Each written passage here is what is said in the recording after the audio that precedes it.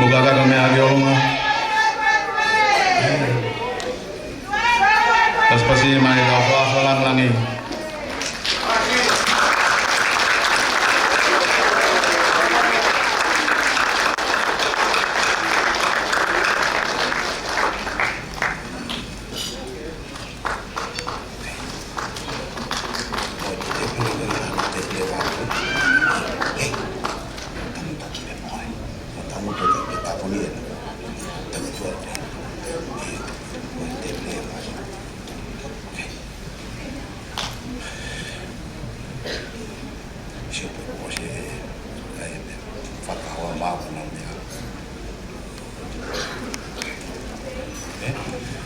Whakalangalanga mai, tau mui mai, au tika toki mui. Tāpuni ate, o si hau kia e tāpu. Ok, no sa te na he te tau mui ka toa mai kau kuto kala.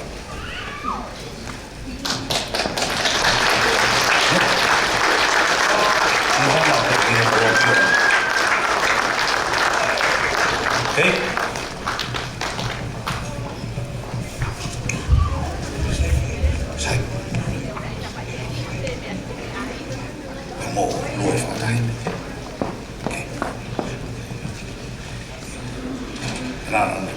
So this kafa kami itu dia start working.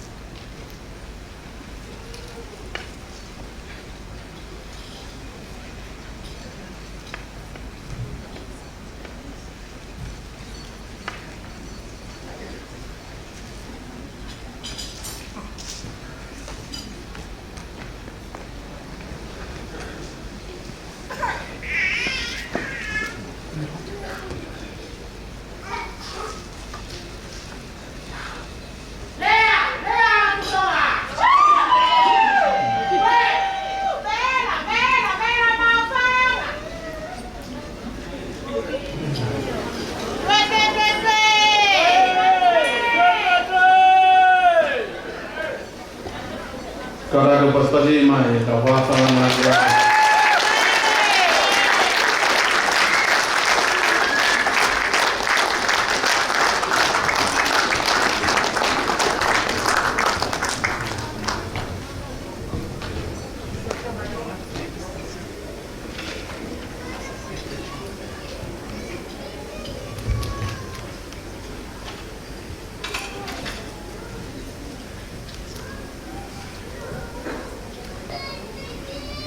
Fai fuori da chi ha il primo co che le fai da questo fondo per scoia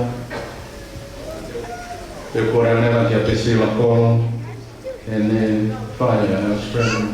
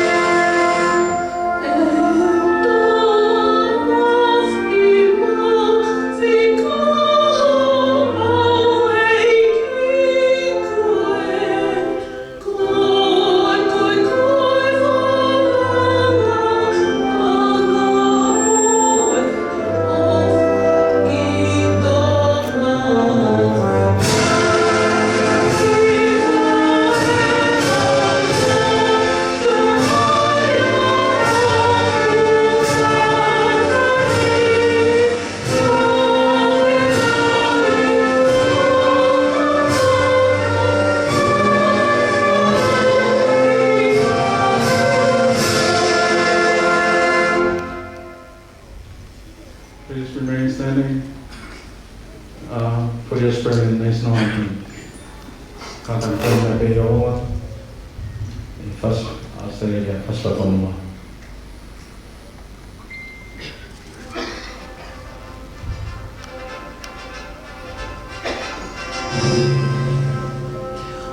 Australians, all let us rejoice, for we are young and free, with golden sword and well footed, our home is the high sea, our land about in nature's gifts of beauty, rich and rare.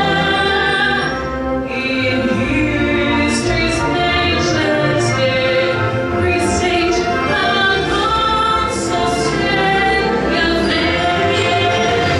In joyful strains and let us sing our God's Australia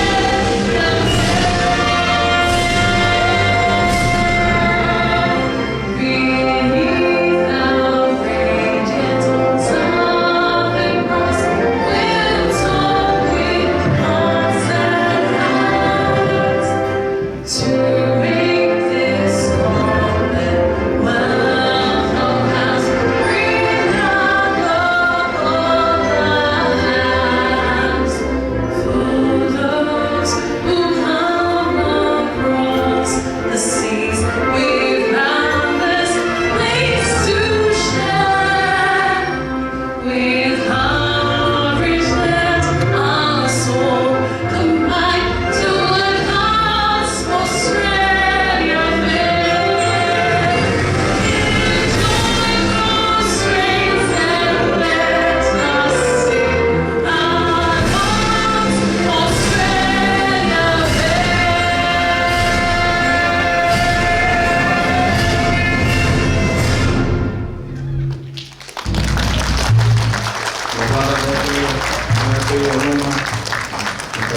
1 minute silent. Not all, not all out. Taking no calm, not all.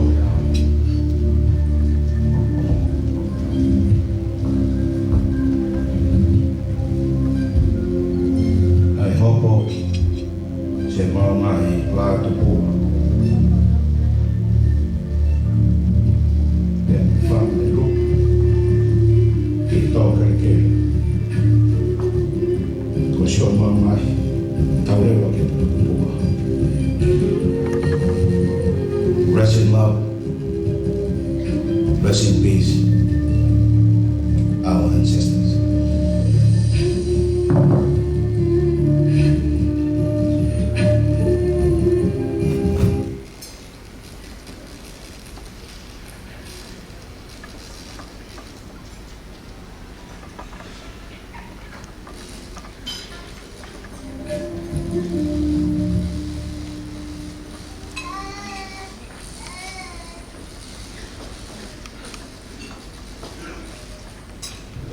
Malote.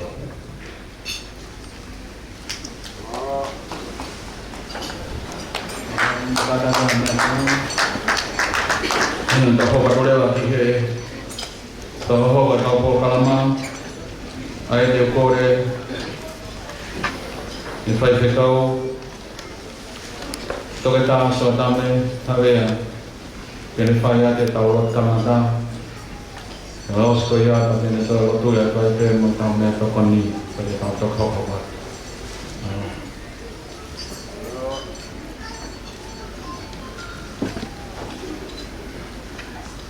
Kukore mo ki sekretari e komiti eki te kere hata lawa kene kene dila tupe veitu tuunu pleo kene spera mua himi toka kiai manato a siuma pua o da te mosia tapu tauka manaki mahon.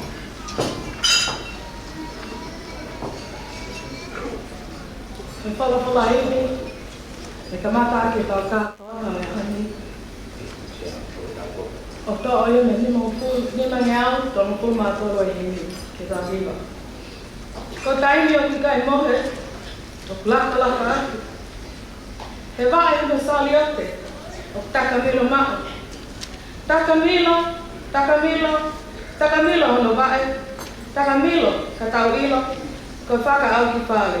Io, takamilo ai pe, ka tau haranga whai pe, o tau whaka au ki whale.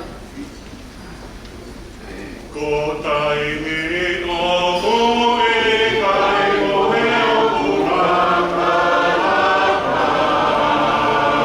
Tume vae o nosai o te o kuranga ki moma.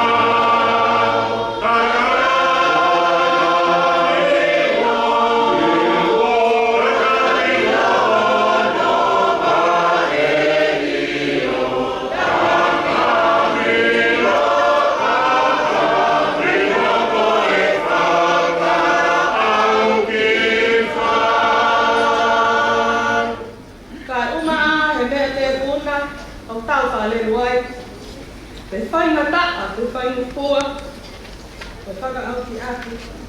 Kai uma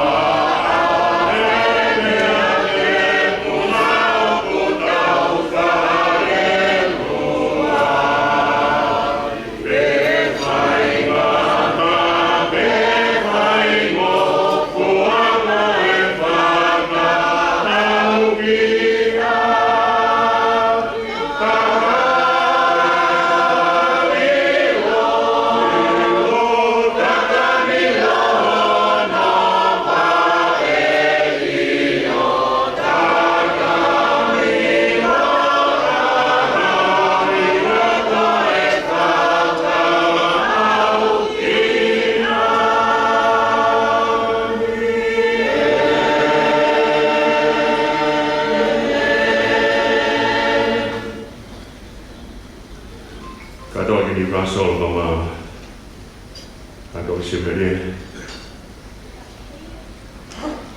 eikio e kere hakalawa kono nahno hui whae pe whokua. Koe uko moa nai whorwhorogani mo karampe e kai loroa ai ngā wakani kau mau inga ki tau kamata ka mo whorwhorogani kua whae aki ai aho mau inga koe. Sāme te au mo mawawa ki o tuaia ngā whanua roa pē, tāne sihowa ke whiwhia ko ki ono āma kai kaila. E ki mau ilo mua ka sihowa pē ai o kua. Koe ana ni ngahu ki tau ape o ki tau au o ona. I o koe ka kaia ana ka sipi o kuni whawhana. Mo huono ngahi meta pāe whawhita. Huono ngahi loto āma ono ki wahi. I o mo sante ia, o mālo ki ono hua whaa. Ke urerea sihowa, o kai ngata e nea o whaa, e tō māu e fuakawa me tō tangata, e tō tangata. Te au koutou ngai sāme, o rai wangi kai lei, te hana kai sai, te nofu haka ainga o whakata whoki, o honge te lo lei nai lingi ki he uru, nai hifo ki he kawae, ki he kawa e no ne, nā hifo ki he kola ahono ko fu. Hange ka hau o hea mone, nā hifo ki he ngahi mo unga o saione. Te potu ia nai tūtu nia i sihowa, kono tāpui kina koe mo hui o raingata. Whaase whorwhora, tō ea ka me he muri tuka si suhene malanga mo ngā whito e wahe, mā tiwa whito o vesu o whāmu o nima. Te koia, i ronga aia o kune whanongo ki he ngai talani a aku mo ne whai ki ai, i u whare tau ia ka tangata whakapoto. E ana ni hanga langa hono whare ki mak, e nai toa e uha e tawhi mai a ngahi vai, i hangi a ngahi matangi o na whawha aki ki whare koia. Kai kai holo, e nai tu ungo ki mak.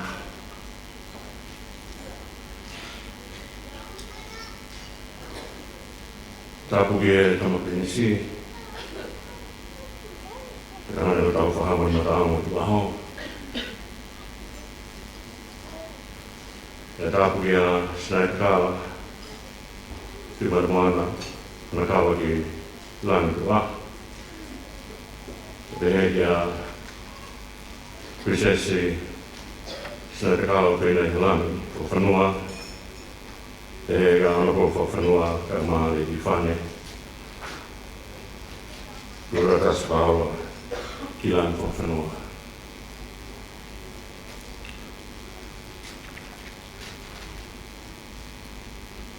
Katoli rasolama, katoli severie. To fofitai jo tuo maf. To koloja. Kulava a siu. A fare fofanua. To hyvä fonua. To hyvä kudaan, to hyvä sias. Hei longella Maria kun nas roa. Tufa ilo ai otua. Fayai e hofitai koe. Se hofitai koe koloa haelata. Kaiko koloa pea tonga.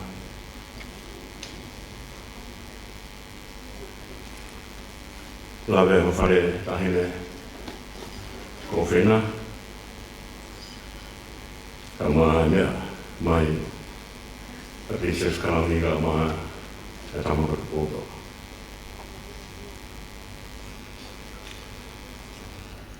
Kokoloahan on vaan kun ahoini rahaa kainaa. Olen lauvoe, olen mea fyfiä ja Israeli tahpee lolona ringi. Niin he ulu. Meillä on ne, ja näitä tahvemia on ollut, on kavaakin, on kolaakin, on kofuun. Rahaa on vaihdekaan enää, haatakalla vaiheahoni. Kun tahve on ollut, pitää toisessa. Me ollaan marimaan. Fäjäkin on verrataan. Fäjäkin on firfiä. Se kolova asia honi fäjän on huufi. Ja kaatoa eikin. Miema jäi. Isä näitä laita, kun tau fahamun mä tamu. Kun loja honi, kun fohanaa kriitau tuollu. Kun langaa oha mea. Kun langaa folfola ja tuo. Kun tupu. Tämä oli touha puli alla. Feli fito bebe fefe folfola ja tuo. Ja naulomani. Apusio mä fuoltaan, kun he api, kun sieltä puu. Mä kolai. Opetat taugien, ja kruan taugi tuffa hollani. Ja kerkeilevää taloa. Kyllä luottu. Tuo mafi oku, mä ununatu kia fiona ke huuhenga himmara paa, ke fainga mario mui. Ku hiive loka himmara paa, ke fainga mario. Näin tukuja sai tokaa, eikä häntä heti laulaa, kun faavan rapaako ja sisuke. Tuki, fahinga tänä tähänkin on ui, härmä sisu, faavan rapaa. Kun ei ole huono näin rapaamme, for fitään, kun roto ofa, ja tuo maluvat, ja toimia. Mä oon ununut jo for maluvat. Kun ei ole mä tahangaan ja faikea ja ilonha meillä maanava. Fai for malo ja. Ja tuona käy rahaa. Kaina eikin haada laua. Ja miemä jäi. Ja mun taufahamman mä tangoga maan Princess Kalani. Ofina. Mun fare ofofanua. Mä hangat ja Fiona rahaa tahpe on ollut.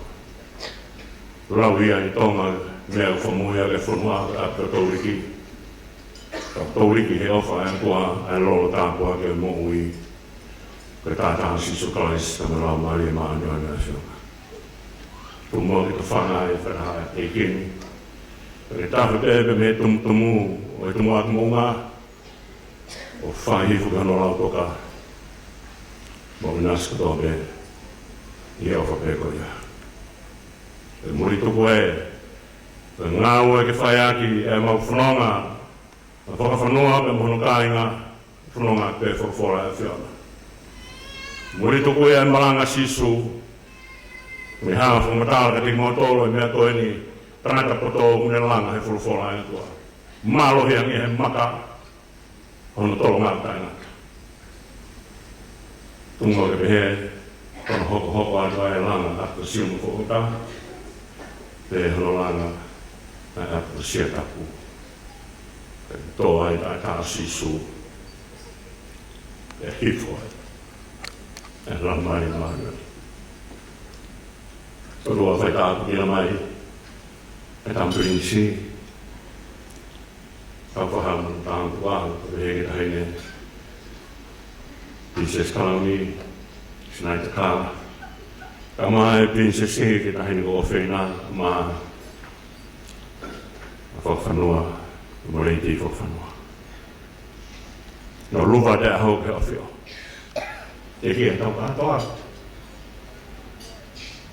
e be mau oro waha whunga e whanua haere mai mua oro waha o mau lau maari e tonu e kātoa ngā hātarawa koe mau lotu e tō math te taki a ahoni koe whanunu ia koe toka merino e whitu o kia e merino o kia e lau maari e kua o kia e toka tāna e mau lotu e hae mai a whakakato whatongi a koe ni e mua waka pēr whiona ka mau mui ia Taria mua whahalo, tu hakea te ori ka awha e whiona. Taria whatai ango kuma tōru, a whio ai ka mau tamai, kuma no whātua whanau. A whio ai ka mau tua ka whaikuno mo ka sia e mau hūke a whiona. Mau kore to aene hoa wha si sukai sko alo. Mau eik mo wha mo uina ne ako mai ka mau kalolotu ka mau pehe. Mau tamai i he wata, te tā ako hāho huafa. E au mai ho pūre, te whae whina ngāko. Nge koe e te langi i ke pehe whoki mamai. Ke whaat mai hea hone mau mea tai kia nai, whamare mōre mo ngai am hā. Ka nei ka mau whamare mōre ki nā kōru whapea ku o mai. Ke auna whakahungu ki mau tōru ki hai ahi. Ka whahāp ki mau tōru me whiri. Ka ko o wai pūre, ka mamalo, ka mau kōria. Ka tai ngata te tai ngata. E me, turu mō ki tuk whai kresi, o ka hiri e whatungia. O whai e he mō kātoa, ki ni pasol, mō kātoa si amerie. Ka mua i kau MC mai ahoni. Kore mua ki kau ngai koe kau ki tutuni ahoni. Nau hanga mua tāpu kina a te piri ila ahoni. Hopa tuai a whakungia ahoni. Kore me mua hata ki ni hua mai kau ki mi. Ki maranga pepa koe himu pe. Ka e tonga we toke.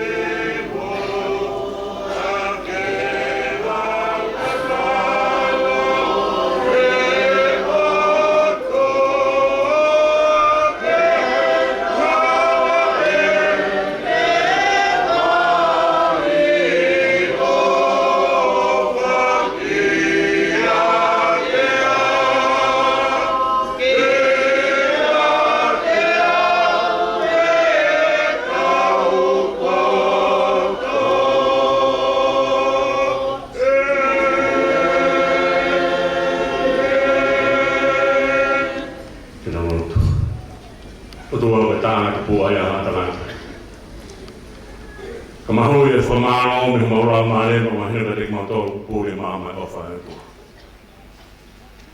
Peka pau ap tanga e whamano i maura maare e maura mo maura mai. E mahina ka tek mautoro o kene e tua ia tek mautoro. He kai lawa ke mau whakaro ngaroi. Ai ofa mau mui ai. Ke mau piwa peka. Whamano atu hui ka honi. Mana ke kamata kātua ngā. O mau kamata ka mua whio. O kore ka ni maung si hai o tuai. Ai whatongia. O kātoa ki niu ka sol ka pehe. Kātoa ki si amerie. Te wake ai te pire ilo e ahoni. Mau lotu ia koe whiwhia mau whot muia ki langi. Ka whamore more whahe tāpo ake. Tāpo ak mai. Ai prinsi. Ramo tau whahama na rango, ka hita hini Princess Clowny, Snai Kala, kama Princess Ofina. Te pehe kia whanua, mo reiti whanua, mo na whare. I whaipe siu ma whaota, mo sia ki se tapu, sia mai whanua, sia mai roto mai a whiona, sia mai preanga tupo. Mauro tuia pe on si ai, whae whonga mo whia a koe ni mauro tuia, tāpukina mai, ngā nima on sia, me lau maria ku te waki, whae ake whakawhiwhia a honi.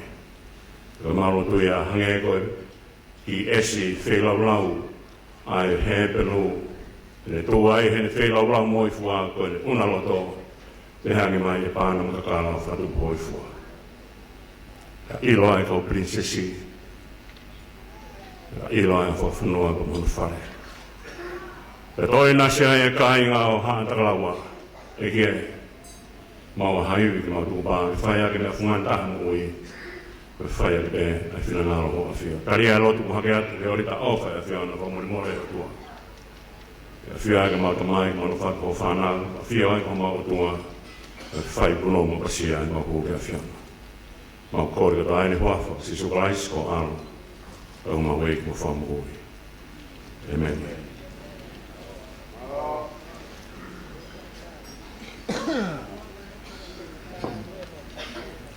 Kore me ke uhupanga ngā whakatapu ko ospai whai whekau. Kau whahoho kat mua e tau polokalama ki aho. Koe tau rea hoko mai, koe rea ia e whai e Vice Chairperson o Committee Mawhanga Australia. Tūtanga hunu Sailosi. Me ospe ko ia pai hoka turewa e kula Newcastle na ki historia no tau kolo tupoa mai. Tau te pire kua tā, tau hoko e te whahoka te tau pokalama. Tūtanga hunu Sailosi.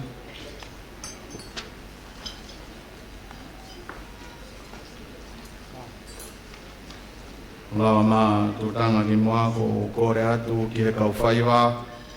Mō ka rake o mea hake ki mui ki he o teu mai tau whaiwa. Ka ne osi pē historia a Kulai Newcastle. Ka te tau hoka ture. Mō ka rake.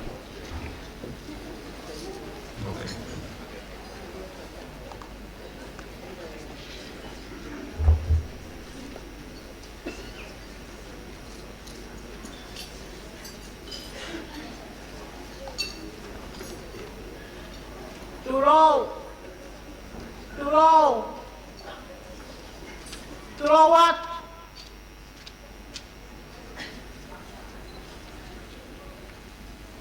Tapu mo e tama pilinisi.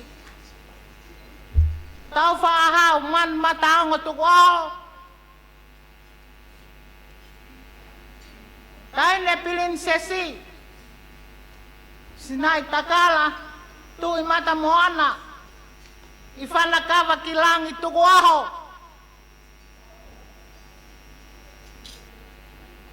Sinai takala o whina e langi whakawhanua.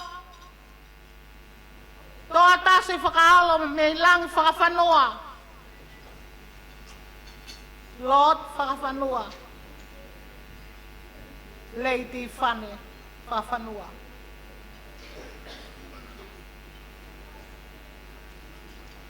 Ko hufangat. Ai whine motuani. I he ngai tala malu. O lotu. I he aho koe ni. Kātaki pē. Kula. Hātau hi whanua. Kai ai ha whie matamua.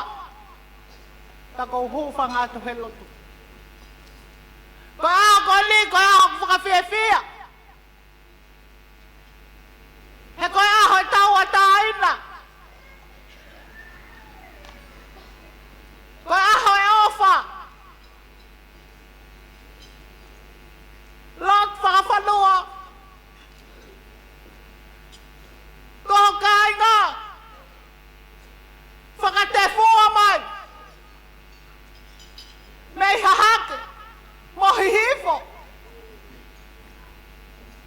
Ko tali e feituna. He ko mau ofanga. Ai feituna. Ko mau pole anga.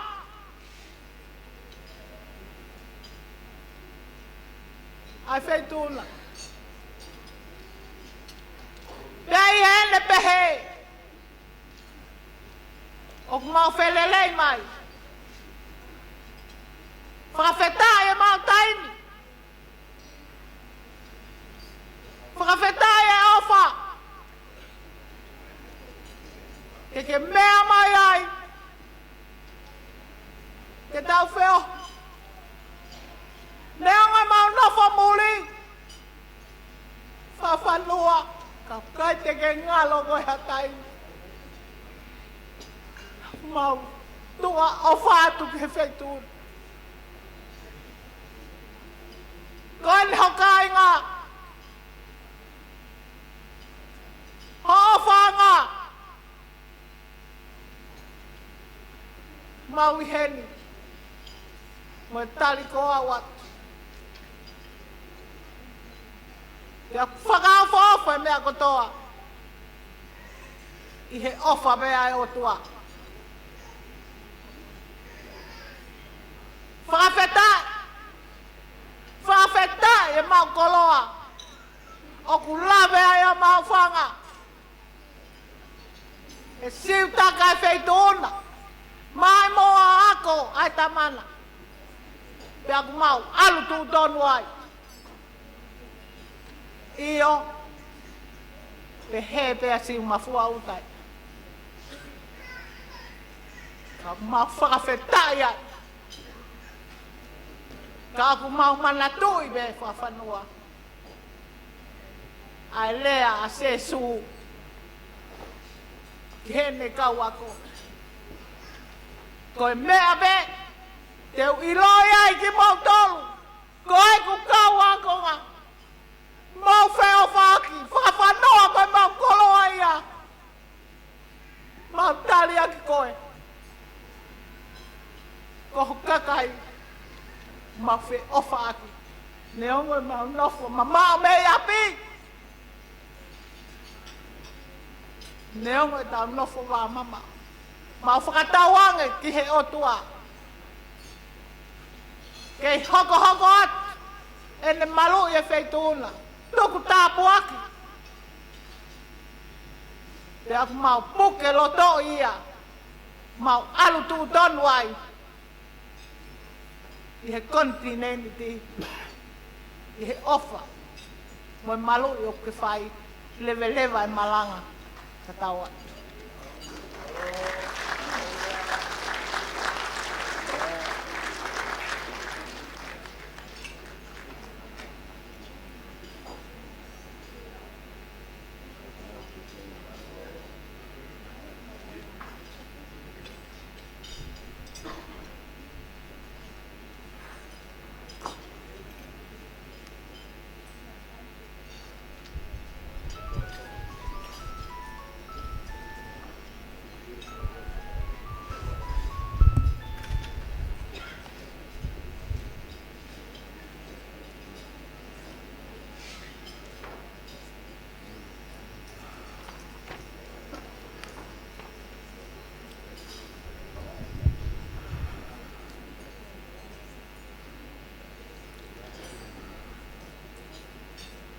Whatapu kia pirinisi tau whahau manamataonga tuaho.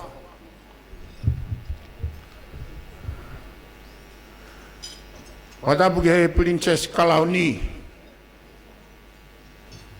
Princess Sinai Takala whawhanua tuaho. Whatapu Princess Ofeina he lotu tuaho whawhanua.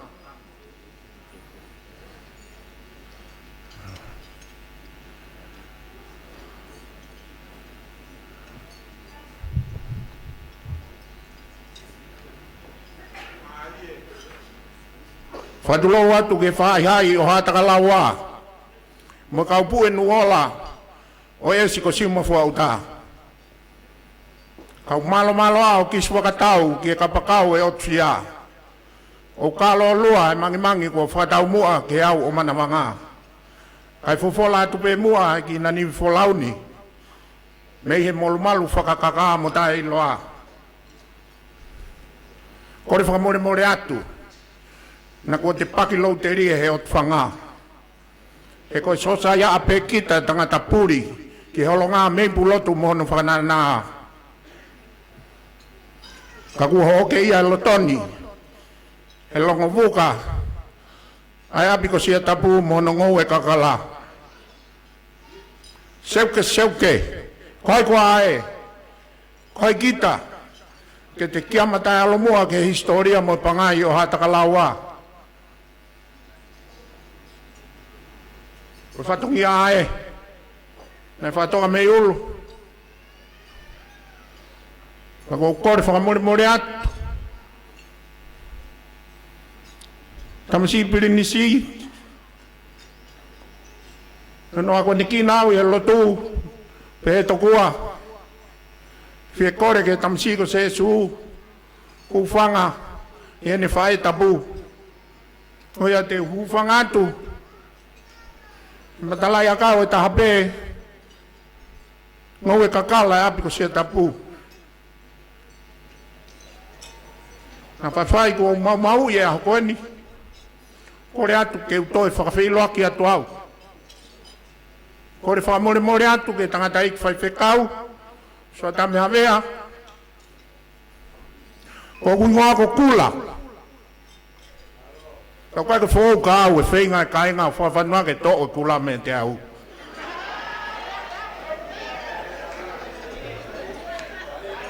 Koloa koe nukia te au. Koe o mai he eiki no pere tamasiko. Kini lau. Whatawehi lolo mana ia. Whawhanua e lolo tonga. Koe ia pente te tokanga to o. Whawhehi loa ke atu au. I he rea o hoku hoa mo ku whamiri. O kore whakamore atu ai tamasi tau whahau. Mrs. Sefo Satae. Table 41. Could you stand up? And everybody. Whawanua. Hoku mari e mo whanga wiki. Hoku lak. Wawiki he.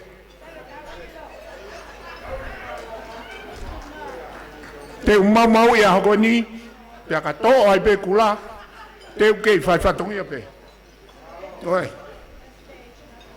Oku whai whiwhia e hoko ni. Koe hui. Whatongia ku whake meka te au. Whatongia ke whai ke kolo eki. Kolo masani. Kolo iloa. Ngā ue ako pe moe loto. Taki mua ai pe a hau eki no pere o kolon. Talu mei tuai. Anau ngā ue he lotu. Anau ngā ue ke pure a ngā. Nau whakaololo mai. I whare a rea. Talu mei tuai. Au mai ki a koen. Toi whiri ai ki nau tolu. Ki e lakanga. Koe hui koe whaifatongia le rei. Koe sea o whare a rea. O whakaololo mai au mai ki a koen. O whai ai whiwhia. Pata ai tuan. Toi maa wai mo nau hingoa. Koe sea uka mea. Mau pore ai. Te utoki lawe ki a nai ka kuhinga ki ngā ue whakamato ato mo nofo mau i he totonu. Nau taki mua i he lotu i a whahinga whunga waka be neongo. O kui ai be whunga waka. O nau kau ki ai. Ka te nau taki mua i hanga aue. O lawe tonu ai i a whahinga langa be a whunga waka. I mawhanga te nau i ai. Ma'u ai ngahi tohi ma'olunga i he lotu mo tohi tapu me he koloko ni. Taki mu ai pe a whare o whakawhanua. Ngai tohi ma'olunga taha whamoni ako e ala ma'u e ma'u me he koloko ni. Toi taki mu ai pe ko eiki kolon. Pea kou fia whaifatongia. Kerekere ni hatui. Ko whekarei ai. e au ku kei tafe mawhana mai. E tādā e hā tui koe ni he ho eke kolo au mai ke a koe ni. E ukai ko nau tolu pēna nau wau, ke unga he lakanga maolunga he pure anga neongo na nau, ko wana, minista fonua, minista ngā aue, minista tak mamata. E nai toi a wat we mo kakai e kolo ke ulakanga maolunga koe ni, ko osi pare mia ai tangata, maufanga, toke tā fret severe. E vahe o tonga, e tokua koe vahe lai taha, koe vahe kolo. Lolo tonga pure whakavahe atu ai, alo taistakau koe maufanga. E kai koe ia bena i huki ai. Uat ia whaivatui fua, ki wet kata. Ngai kuonga ki mua atu. Ni tata we mo whare are a. Huat ki ai, kau tangata, kau whewhine me e hala tu tonga. Stan maf. Kau yen mo whanam whakamobuna stan maf. Huat ki a Pablo Furiak. Isleri pulu i e whaunga whiri. Nau pe au koe whiri whakamau whanga pe. Nau kori riu whoke taimini, tau kolot, tonga tap tolu, tonga tap wha. Nau ko kehe whaunga whiri. Kau kai ke tūku aia nau ngā ua me nau mataki e kolo. Pai loa e nau ngā ue o tau. Tupu a kai o whaingo fua e hala whanongaka ki tau tolu ka koe nau ngā ue mateaki. Koe au ko kore whamori atu koe. Ki manat me rie pehe kai ke wā o katoa ki kakai. Iai tangata, me o tau kolo. O ngungu tau kolo. Nai kapiteni, a ngungu tau kolo, he tau lahi o no wā. Tau heni mo e whanamu whakamopuna, ngungu tau kolo. Mo kai koe ia pe, nai kau he tau me mau whanga tau lahi o no wā. Nai ai mo tino vete. Kai ke sola e hingoa koe ni, ki mau whanga, koe ka whaina whawhanua ko kula. Kula ia ki mua ia kula i toa wha. Pea moe ulakanga ke kehe pure a ngā e au ke ai kakai o kolo koe ni. Pure polisi, pure ako. Tā fua tare kita ako. Ko si au ke ai. Vriam takau. Pak tau singa. Ko vriam takau foko e. Ka whalang mo ia whawhanua. Ko kula heak. Kau kore whamurumere atu, taimi pe, ai tau umea katoa. Kau whaosi ki heku whatongia koe nai o mai, ke wha ki lawe, ki o tau kolo. Ke whaipea ki tānoa no e taha, kau kulahi ai umea i o tau kolo, o kuasi he tala noa koe ni. E tohua nei a tangata ko sektoa. Na e wholau hola sektoa he ot motu. Pea ne ilo whakau ofa ai otu whanga.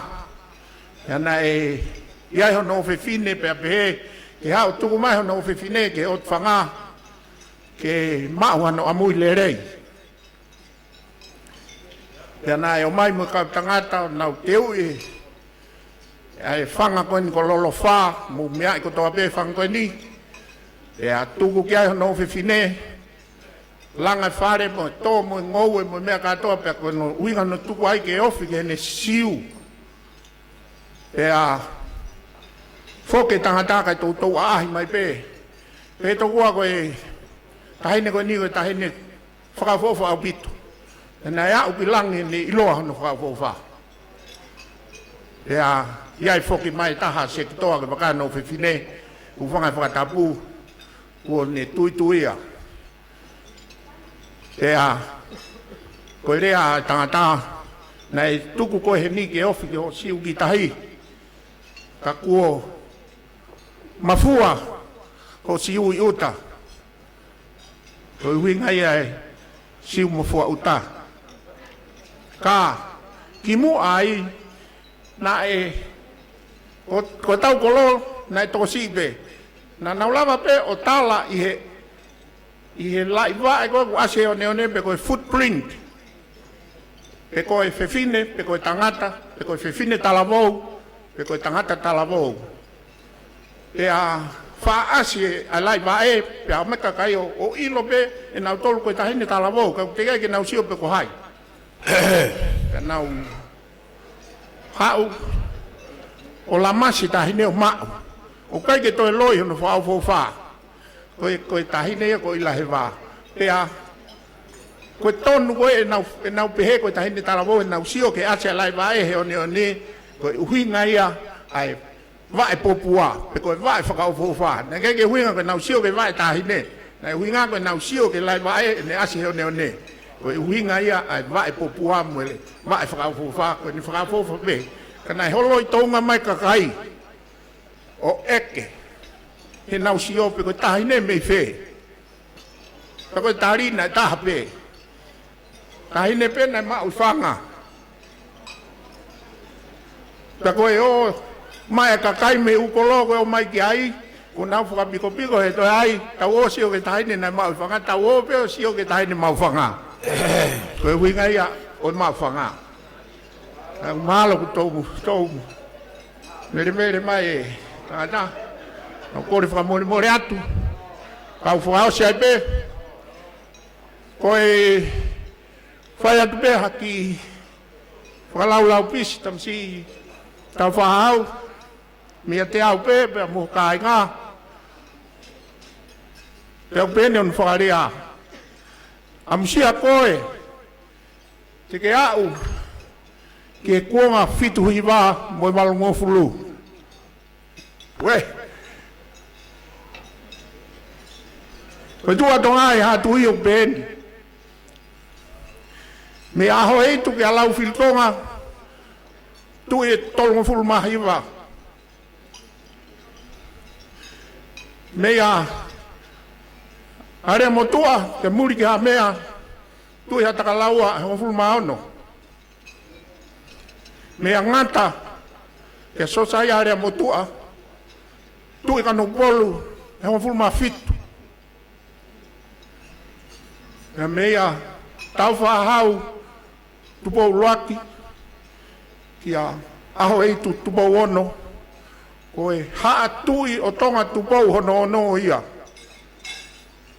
tanak fa to ia ko tu ieni e fitu ngo fulu ma valu ko winga ia o fanani vi am sia koe ke au ke fitu ngo fulu mai va ko fie be ko lave ton wat pea moe val ngo fulu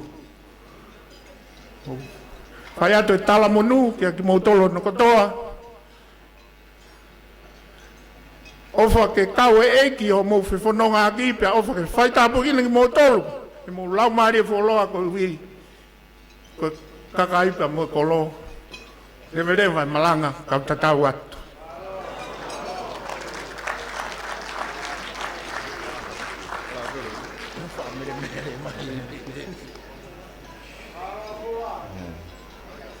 Malo la himoni kia en kia kula rea fa fofa ku te fai leo ngana mawarea ko mi pe tolu ka ko mi te tahanima oda kore ki he ko fai fatongi area ko to pe ho ko mai mu ka tak ine pine mai pe ke tau taimi one tu he taini mi ko tau sto mu ya ke me ho wa ta o kore at ngahirea ko ni hoko mai laka teu mai ko mo tolu o hoko ke mua ke hoko mai laka ko kore atu ki he DJ ke ai ma ki foi faseta ana ulava mai ki loto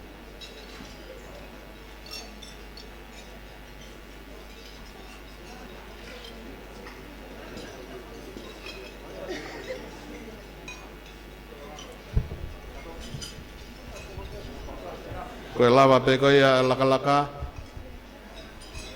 ka te kore ai pe ke fai fekau Reverend William Teu Mohenga Sastonga tawa taina ke whai hono lotu i aho.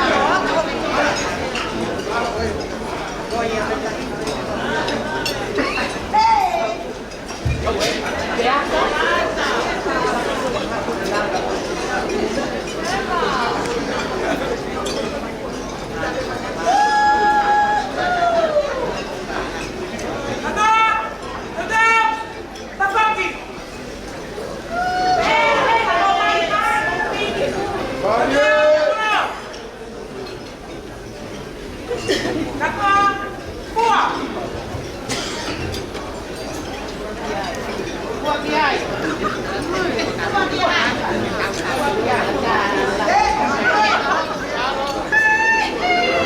Mì Gõ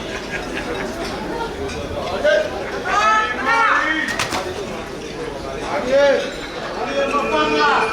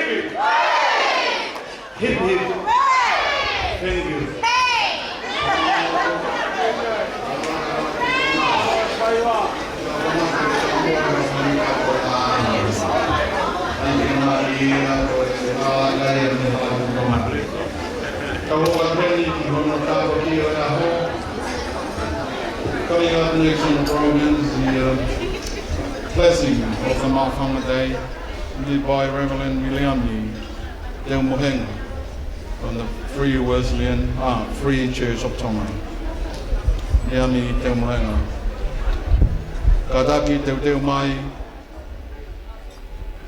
vai si o nau Palestini pa mo komiti a fina matu a fefine o ospere ono lotu I aho e hoko mai rewa a e oa we keke Uriami te mohenga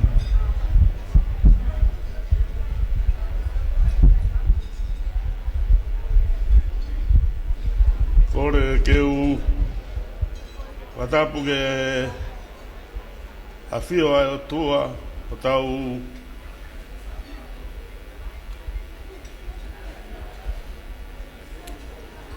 loto ngā I he hoa mai whitu rā koe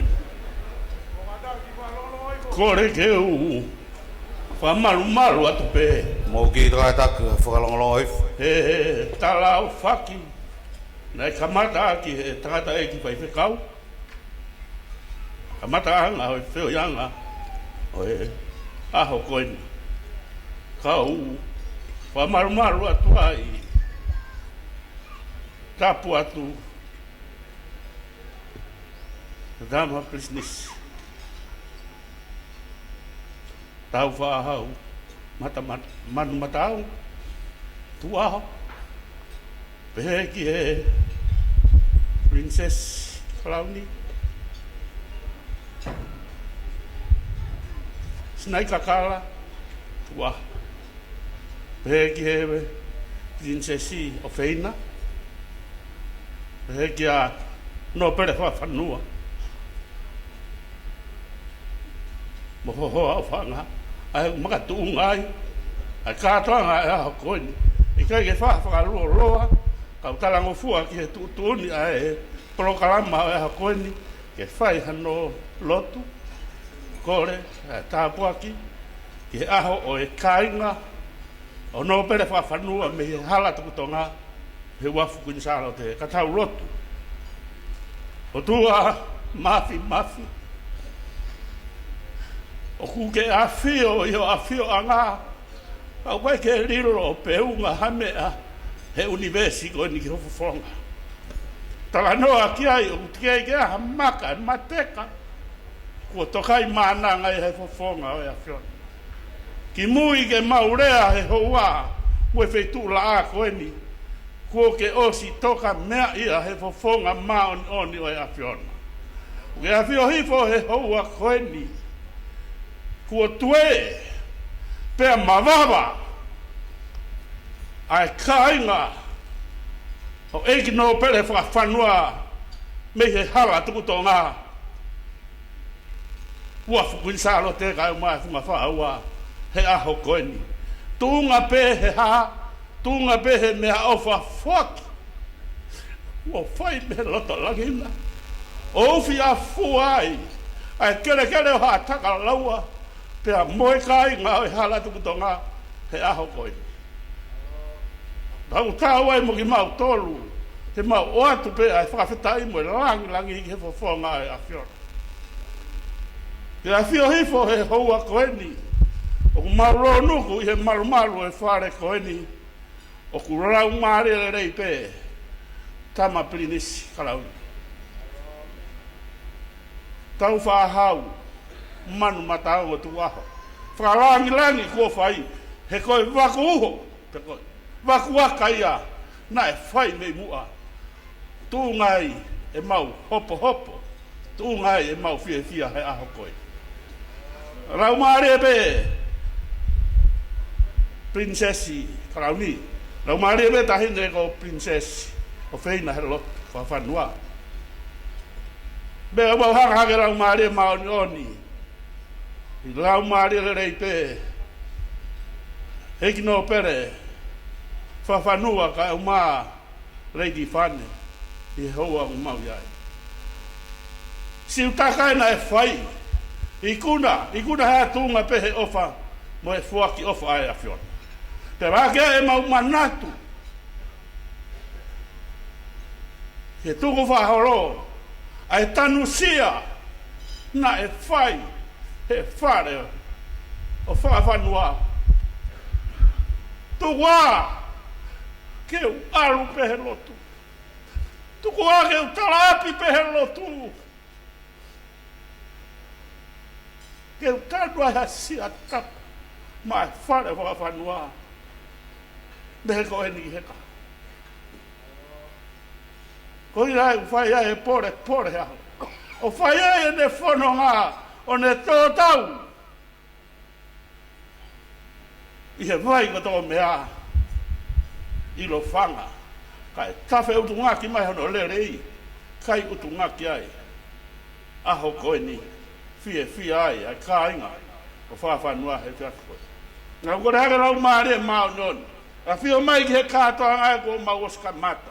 O mea mau tangi hake rau maare, ai aho e ka inga mau whanga, mau no hake ho rau maare, ke hare mai peho a fio ai. Kai kātoa ngā tūnga pehe ofa ai a fiona.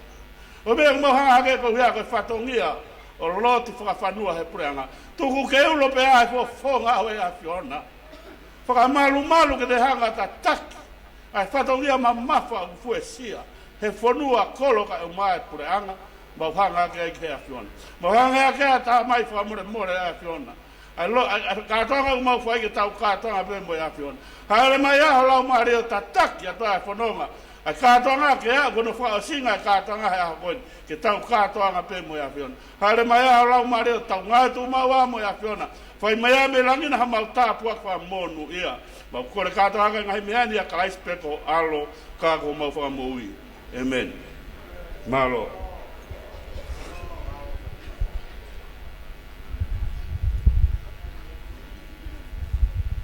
Whamalo ati whaiwhekau, lawa whaiwhatungi ano lotui. Ai maa whangatei. Taupolo kalama hoko, tukanga ia ki a Vaisioa nau, Palestini, pa mo komiti a whine mātua whiwhine, e whai o nau whatongia ki he keke. Mo kātaki peo whawawame mai, ko ki fuoloa e mea ai hoa i ki.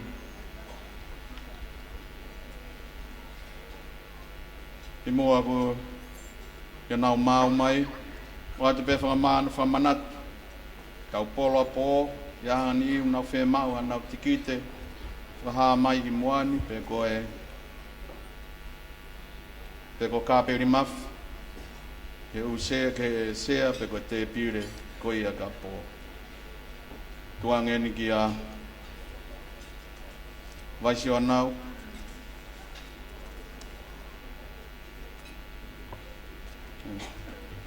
kore atu Odli Powen e kātaki o tutuange ai Kendall ai Telango.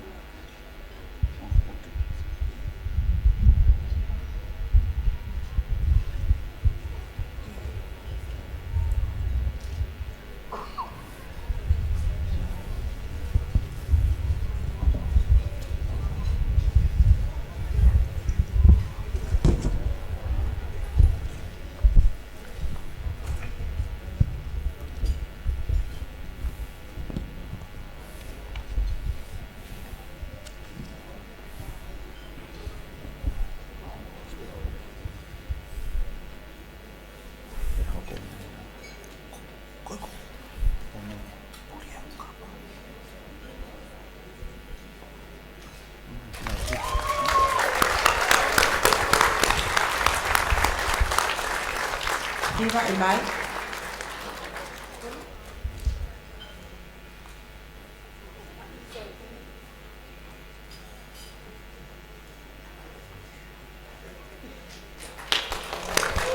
Paspazi.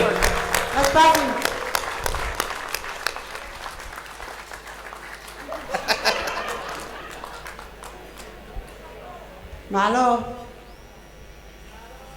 Kula kore ke mahu whanga te ngai tala whakatap ko sa tala.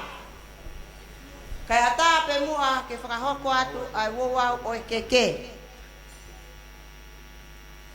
Ko tumu aki o keke.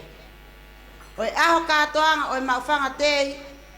He aho whakakoloa koeni. O kuto o ia ma e whakawhi whakalangilangi. Ki he pere ai otu motu anga o wha. Ko perenisi tau whaahau mani mataongo tuku aho.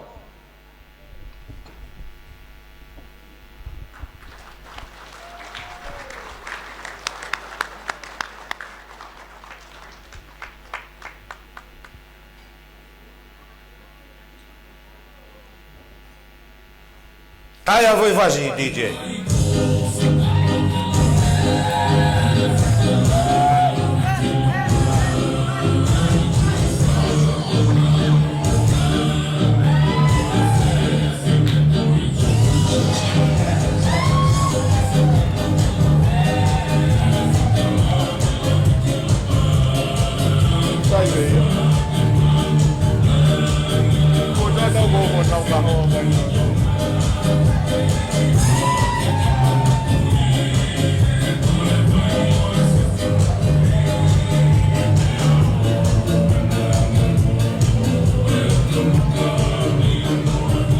Olá, muito bem.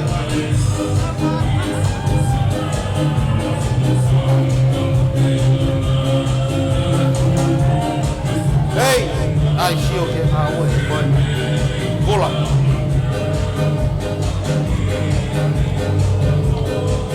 Se eu quero a outra, se eu quero a outra. Tá, ó, a outra. Eh? Leo. Okay, DJ, say what?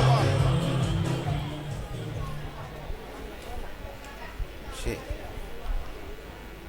Malo, ka whiwhine malo mo ka taki mai ka e whakaosia te tau ngawe. O kuhiki aki ai whiu whatwha pia mohono kato teu.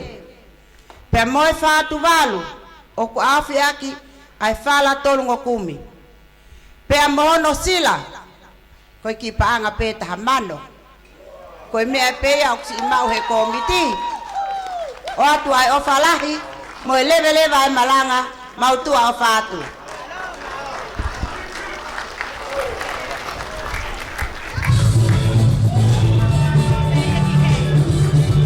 Tau ia lagi tua pe tau ke mau.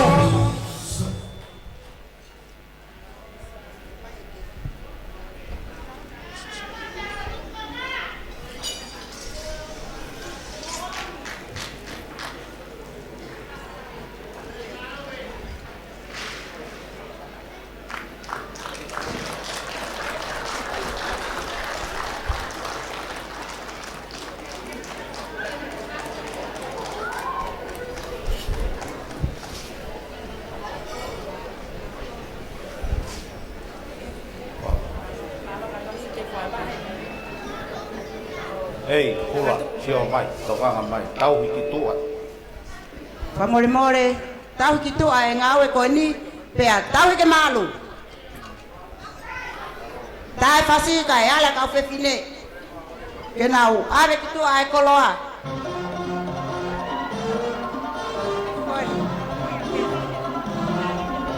Iyo, I know. Kataki mai ka fefine komiti motokoni. Yo no ave koloa ko ni ki tua. Malo.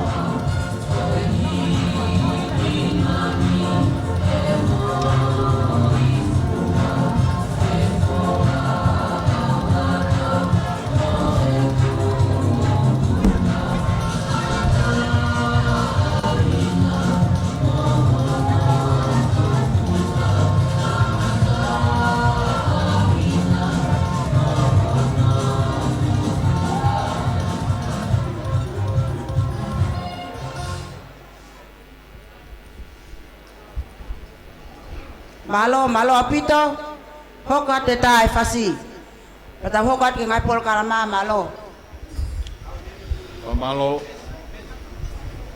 Famalo atu beni, ki a vaisio a kato anau. Ma whine mātua, whai whatongia ko ia keke.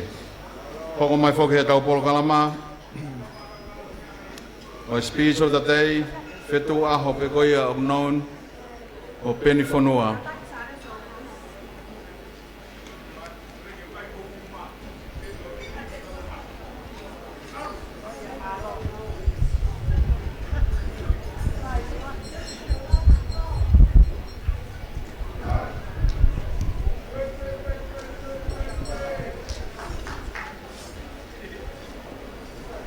Mo ka taki pe tau hi mai peke tau taimi. Kone tu koe taini mi ku tau tōmu ia ke ne hau ataha. Māu pe mea te ua whina mātua pe whini ona tau hiki tua. E hoko mai rewa speech of the day ko whetu aho. E koe au known ko Penny Whanua. E ospe koe au hoko mai rewa no serve a main meal. The Hokomarewa recognition of Mount Whanga seniors and elders.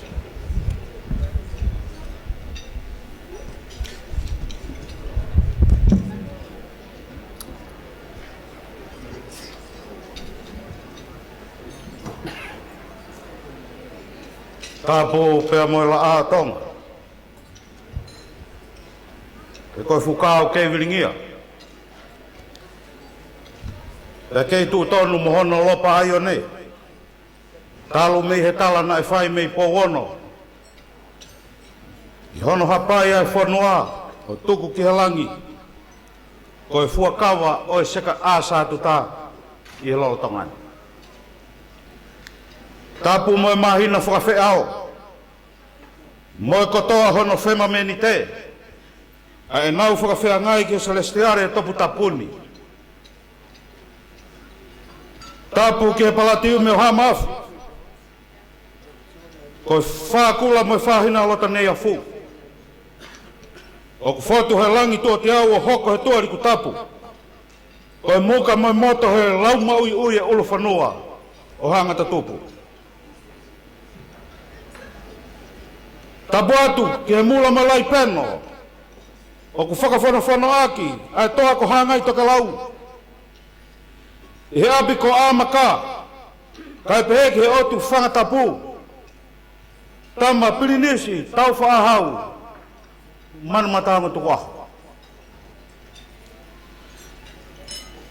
Tapu ke taine prinsesi, kalauni.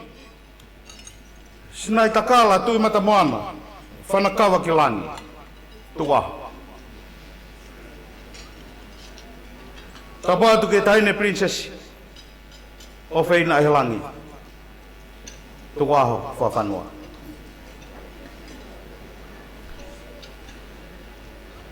Tapu atu. Tamisi i tuto atasi. Whakaola me langi. Whawhanua. Tapu atu leiti whane, whawhanua. Kau whakatulo watu. Mo eiki. Tu ihanai.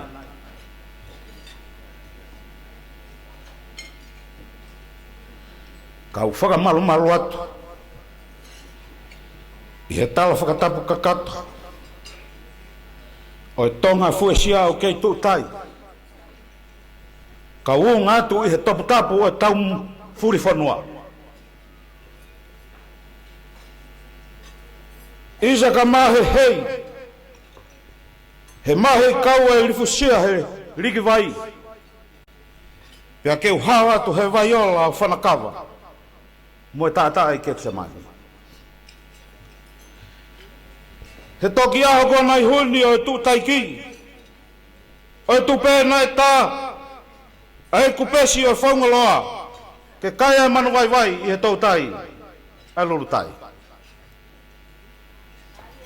Ko tu tai e wheturi la. E aongo ki pulotu a kaka. A e tome a taulanga wake. Pea tonu e whakaaringa le rei. Mo merie he nai whatu he sia o ku merie. He koe whakafotu la pe eni. Pea moe whawha pe ki tahi. He koe pouanga i manatu, kai hiki e walu e kuonga. Isa i kai a pe, koe whika moe miliniume, oi whoou.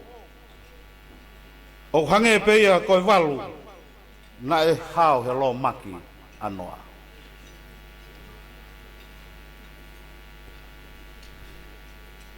O ku whaha aki, ai pata pata, ai tua.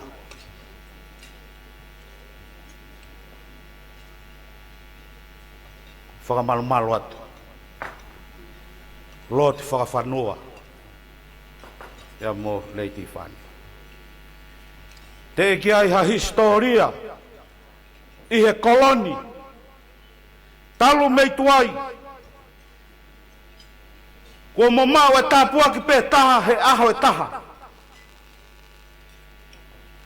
Pea he ilo pe o kuiai ha koloa pe he kua hoko historia. Kua mo mau ai whakalangi langi i he malae o ako i he aho pe taha, i he taimi pe taha. O ku whai ai a e mau vela. Whai ai si e mau sekia. Pea whai ai si e mau whakalau pisi. Kua mau o ngoi, kua mau masta kotoa. O mau masta he mea kotoa pe. Tuunga he fei tuuna. Ku mau masta he kung fu. Ku mau masta he ofa. O ku mau masta he lotu. He koe fu whanua lotu eni. Kua mo bea mai pe. Ki he tokolahi ai kau whaifekau.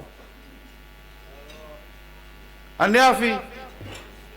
Na iri fiai ai kolo. Ahoni. Kua holo i tounga. Ai mana koa ai kolo. Koe uhi pe koe lotu. Lotu a tangata, lotu a whawhine.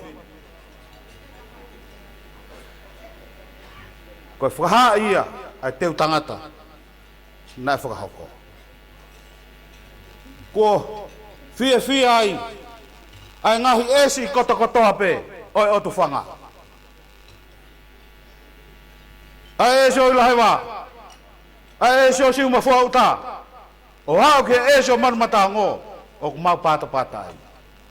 O ku fia ngahi sia, ai sia he ulupe, ai sia he moko, ai sia te volo, moe sia kotokotoa pe. Ai ngahi vai, o ki ai vai e moko, o ki ai vai, ai kau taipiri o ki ai vai, koe vai e mo ui, o ki ai pia mo e vai, koe vai ola. O ku pehe, ai fia, ai ka inga me he hala tukutonga. Koe fia, ta hano tatau. O ku toe make heange, koe uhi, koe tau tangata na i mua ia ki mautolu. Nā nau vi sone mai ki ha aho peheni. Aho peheni. Pea kua sio ai ho mau whanki poko i mata.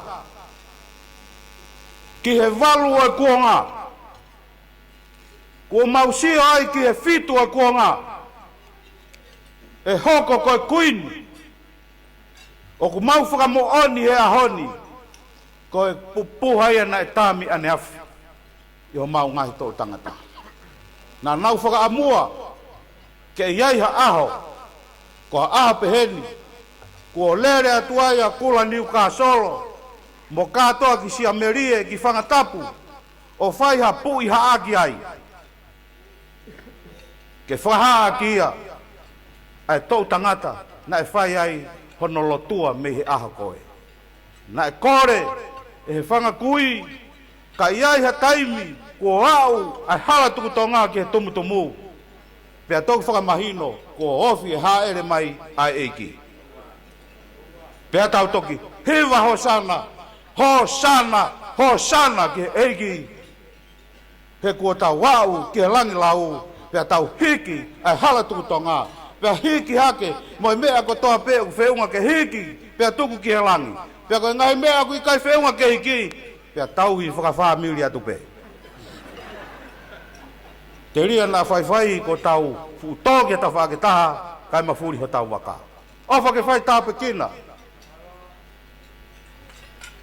Ai tama pirinisi ko tau whaahau manamatango. Ke tupu. Me tau tangata, ke tau tangata. Ko ki mau tolu. Ko ho ngahi motu isari ote. Ke whai te riha ki ai. Ki hono aka, mo hono tuki, mo hono hikohaki. Ka mau kei whai kutoa ki peia. Ai tariangi, mo loto whakawhetai. Pea ke kau ai langi. Hono whakakakato ai ngafa koeni. Levereva e malanga kau tatau atu.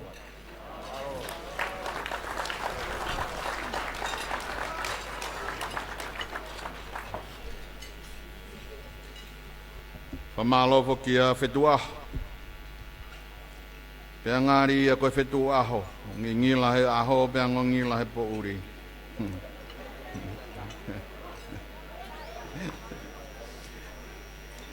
O te ai mai.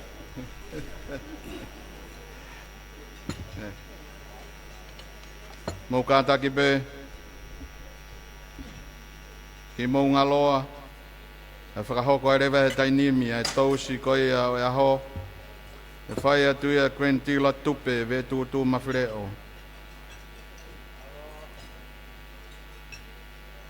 Kātaki pe he ki tau mia koe ia. E whai atu ia Krentila tupe, ve tūtū mawhireo. Koe se keritari whokia. Komiti Australia, Mawhanga Australia.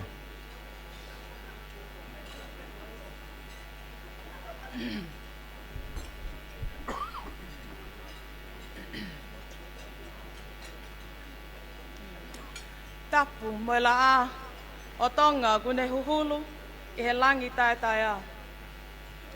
Tapu mo huela koula o ono I kuonga. O kune mea he vuni walu o I kātoanga I otufanga.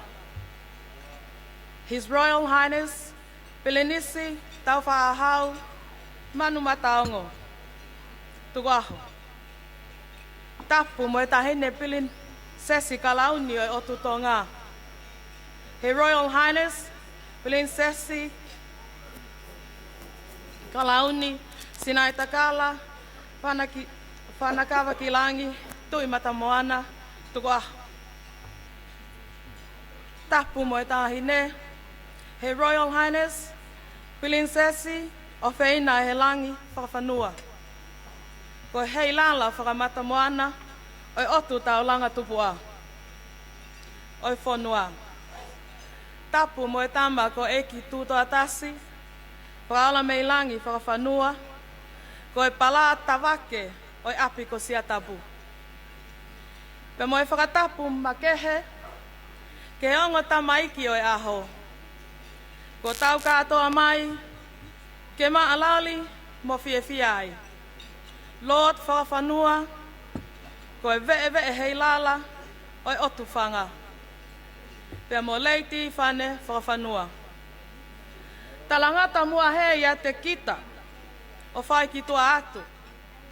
Kai ata mua mo whatongia tu ani, ke li funga he ono o ke futoa, I wakatau mai, pea mo vai popua.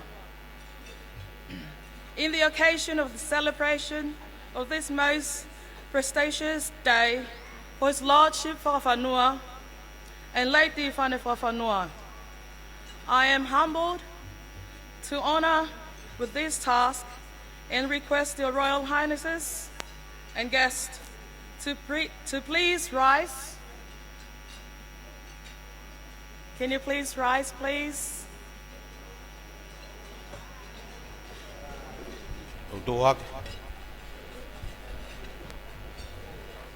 Glass of water, please. Can you please fill your glasses so we can present a toast of appreciation for our guests of honor? Ke tau whai mua ka inga e tausi e tolu, koe whakalangi-langi o e aho whakakoloani. O kua ulau ko hoku koloa, mo hoku monu me he taiha mai. Ke u whakahoko atu mua, ai whatongia ko kouna kita e whine mātua, moe mātua. O ko miti ngau e pule oto e otu whanga, ke u whakahoko atu e ngahi tau si whakalangilangin. Whakamole mole mua ka mou mea hake ki o lunga, o whakafono mou ngahi ipu, ai waine eiki o e aho. Ki he tama, ko pili nisi tau whahau manu mataongo, mo Princess Kalauni o Tonga. Sinai takala, panakawa kilangi, tui matamoana tuku aho. Mo e whale o haa mohe o fo. Ke moni monu moni tonu ai pe, ai pule haa mohe o fo. Pea ke laka laka ai monu ai pe, ai lito e ngahi tāpuaki i o mau whale. Can you please lift your glasses and drink up? Cheers. Tahi bibi. Tahi bibi. Saya. Thank you, Your Royal Highnesses, Your Lordship, guests, and ladies and gentlemen. Can you kindly please refill your glasses for the second toast?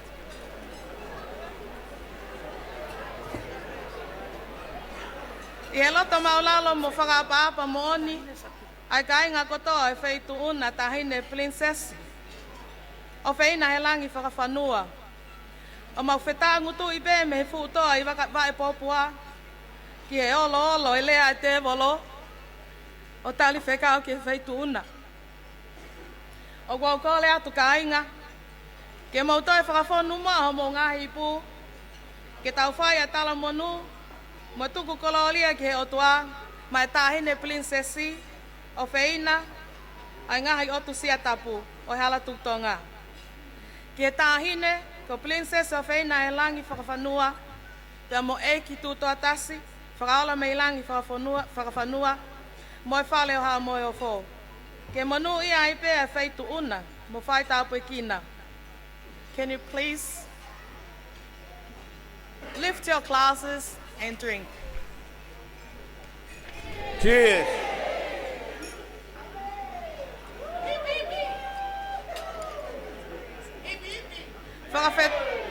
Hey, muito que o hippie hippie amo me ai. Whakawhetai, and last but not the least, may I finally request Your Royal Highnesses, guests, ladies and gentlemen, kindly please refill your glasses again so we could propose our utmost toast in honor of the success that our Lord and Lady Whakawhanua now achieved. Kainga, ko tawa umai ke talamanu makehe, ne tau whai, mai ongo whakawhe makehe o e ahon. Whakamole mole pē tama tau whaahau. Mo princessi, Kalauni Sinai takala, kai pehe ki he tahine ko princessi o wheina he langi. Moi kai ngā kotoa. Ka mauto e whakawhonu mua mo ngāhi ipu, ke tau whai a tala manu makehe, kia Lord whawhanua, pehe kia leiti whane whawhanua. E aho whakoloani.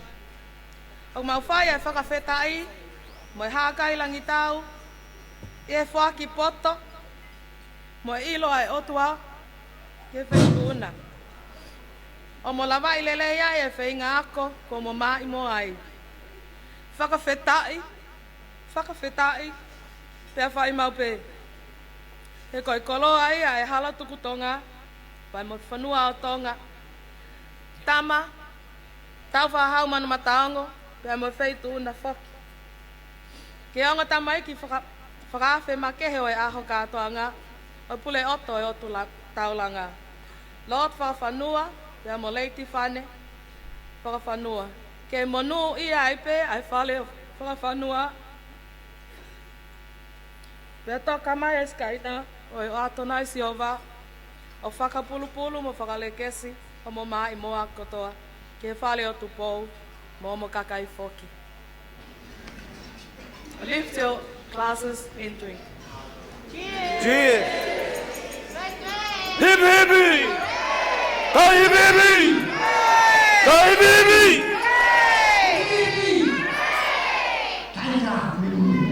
Malo, kau tatau atu.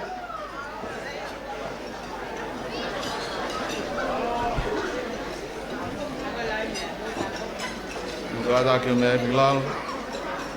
Ko malo atu ke sekretari. Fai e tau se aho.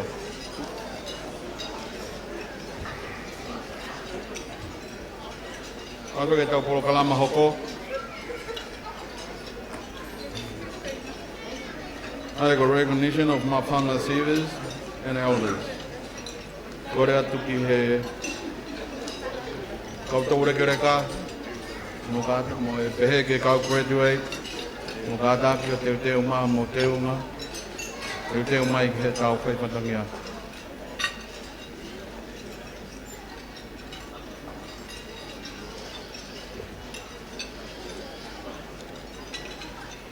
Kore atu ki he TJ, katakata I maki pai whaseta, moska ia pai tau hokai.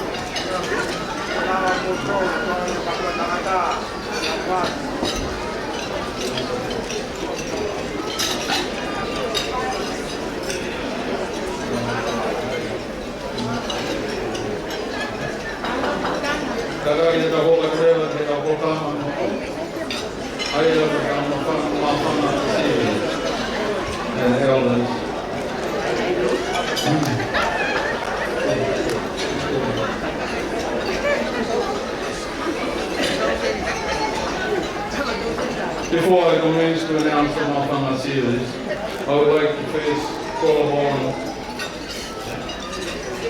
the chairperson and the president of the Mafanga Committee of Australia to present our first award.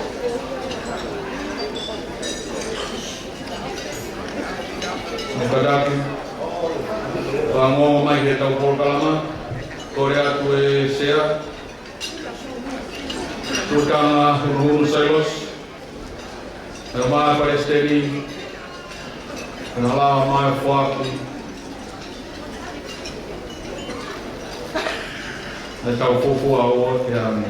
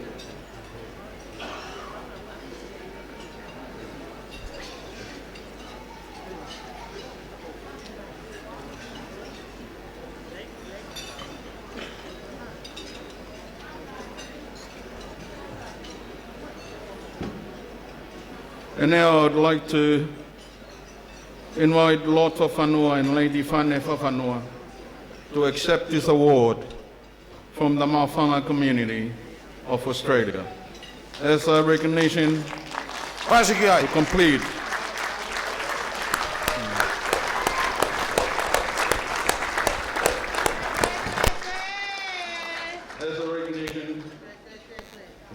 of a Master of Arts in Diplomacy, Law and Business at Alby Tyndall University.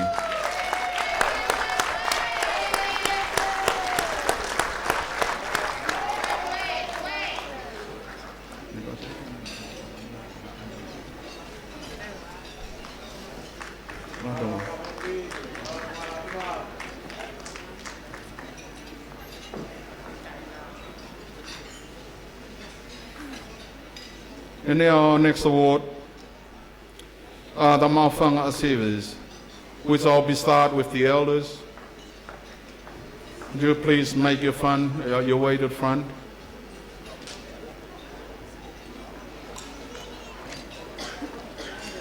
Mere tiuripe mafi, kolo whahina reti mafi, lose takau, kōrio kama, lātu kama. Paula Manusiu Loto Aniu, Seini Mafi Kori, Marekamu Loto Aniu. Ila Fehi Vetutu, o Atunaisa Vetutu. Mukadaki, Lava Maiki Muani. Patok Fai Hakore, Peko Haite, ne Fai Polkalama Kaya. Paspasi.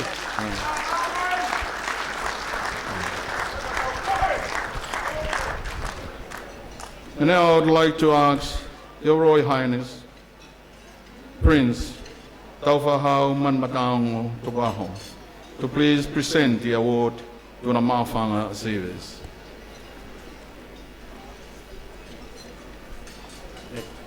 Keep on ai. Please, Mele Tiuripe Mafi.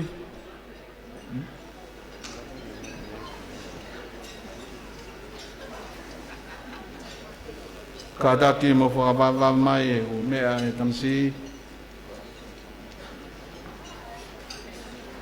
Ika nau mehe.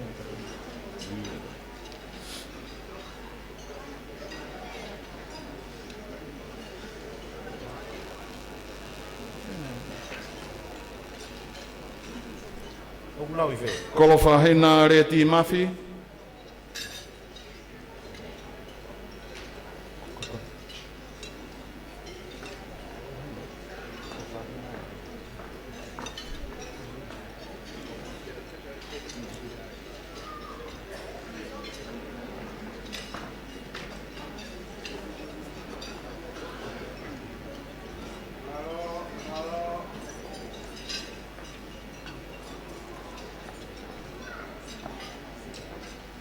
Tila. Yo hen.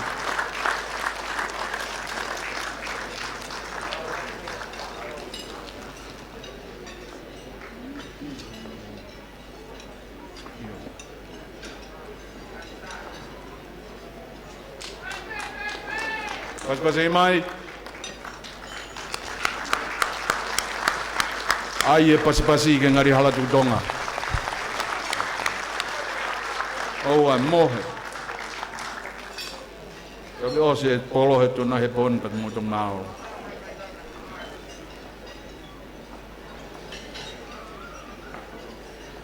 Lo se takau.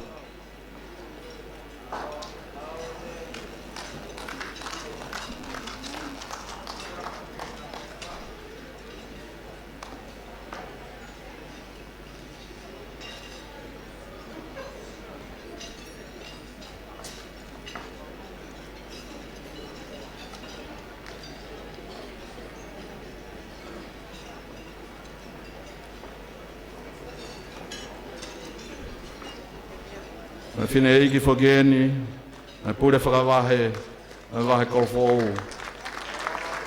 Pasipasi mai. Kori o kama, pe koia wilo ko kama.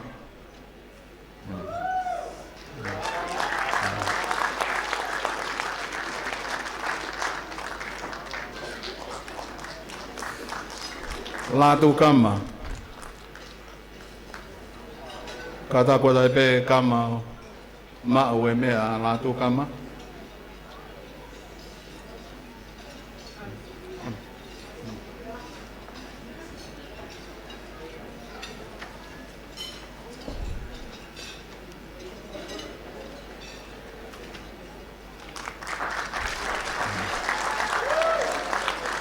Paula Manusilo do Aniu.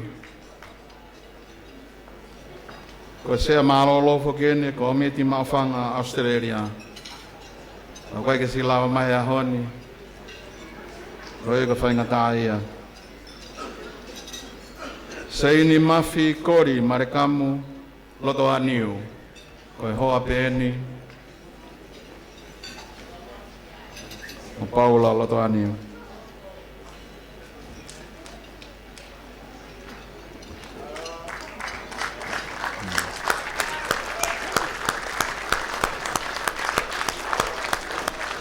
Ila fehi vetutu, te amo atnaisa vetutu.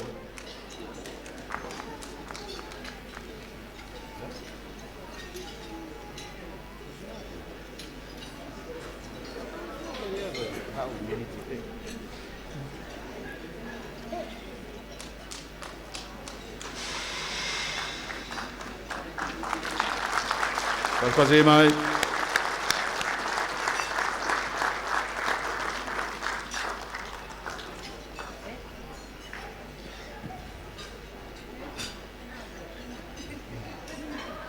Oke ai fak moe toko wahen ang tore kereka pengen nasi lawa mai ha hon ang mahalo ko yang tau motu adahan mafanga ya seriani ko vai pina folau tau hiwa ngoful manima latu kama kolo tau hiwa tolo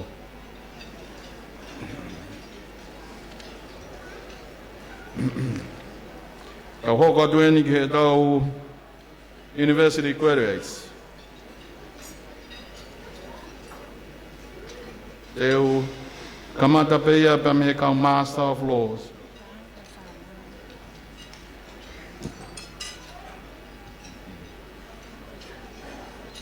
Ko maka falani kama, ko whanau fokeni, a late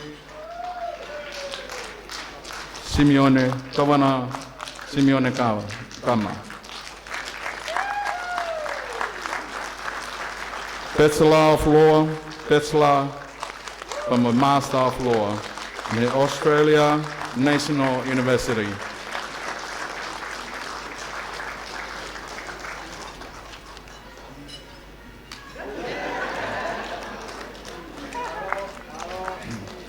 Rachel Kama. The whanau fokeni, a late Governor Simeone Kama. Rachel Kama, the Master of Music in composition,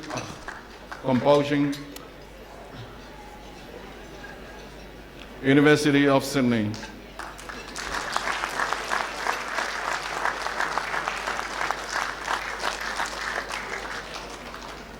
Demo Margaret Apolima Kama.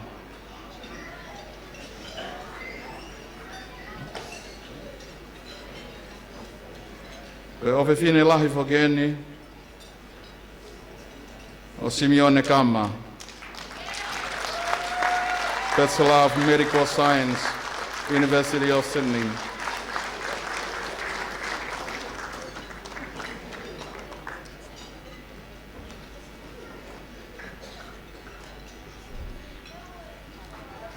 Kabelieri Mafi, Master of Environmental Health and Business.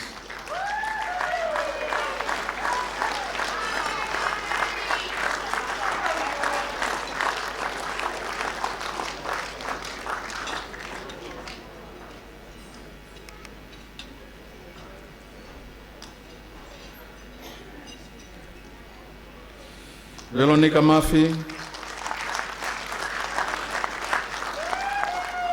Veronica Mafi, Master of Education, Bachelor of Music and Education, University of Sydney and University of New South Wales.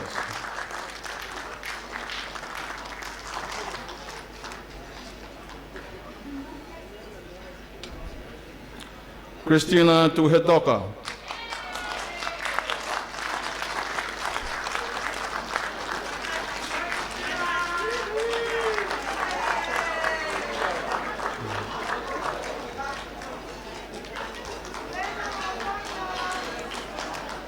Christine Tuhetoka, the Master of Adult Education, Bachelor of Liberal Arts, with a major in English Literature and History, University of Technology, Sydney.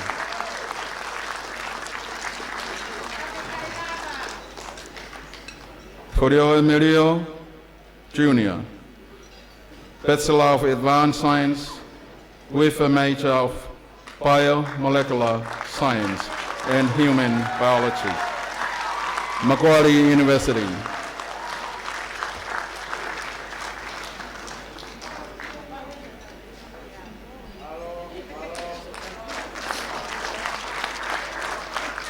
Eduardo McAfee, Bachelor of Commerce, with major in Human Resources Development, University of Wollongong.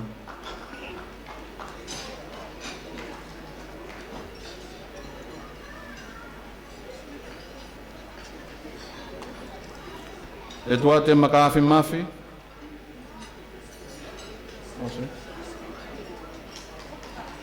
Sione Mataitini Tuhetoka.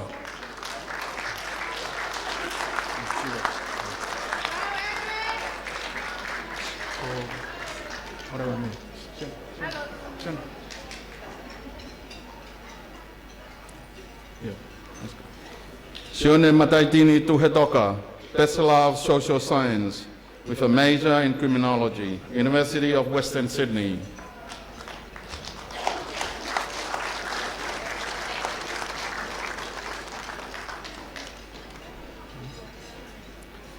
Eduardo. Sione.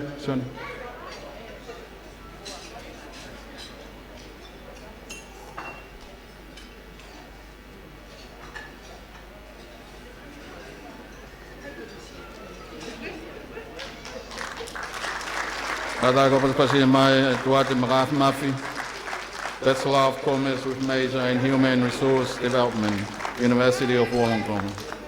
Now, Sione Mataitini, Tuhetoka, Bachelor of Social Science with a major in Criminology, University of Western Sydney.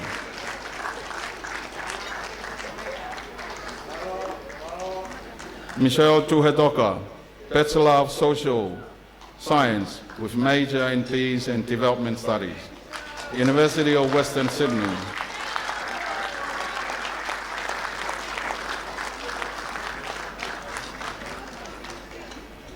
Cecilia Tuhetoka, Bachelor of Social Science with a major in Peace and Development Studies, University of Western Sydney.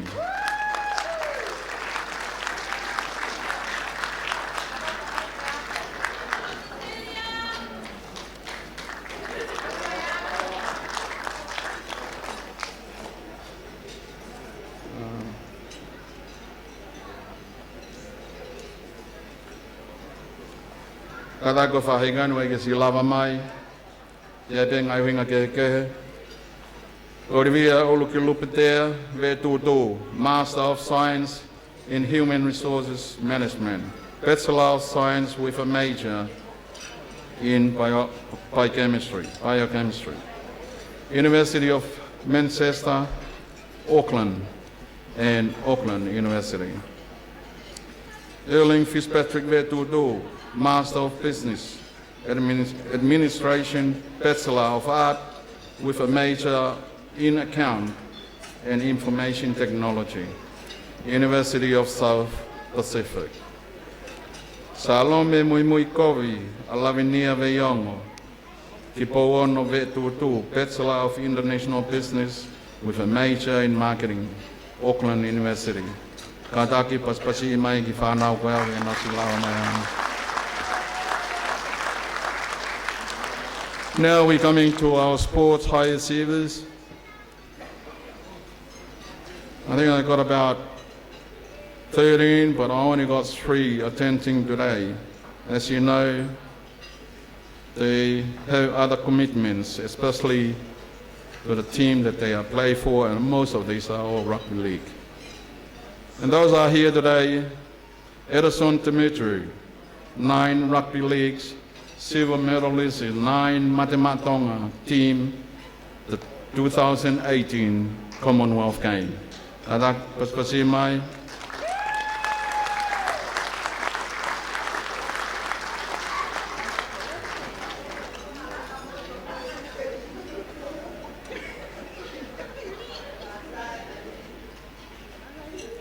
Edison Dimitri.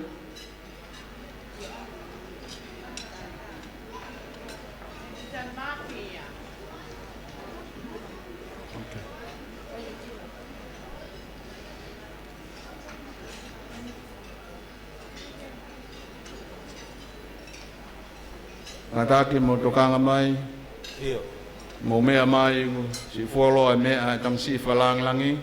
Ke pea tae toi mea he tāpe mea. Atu pea kutua I hoko.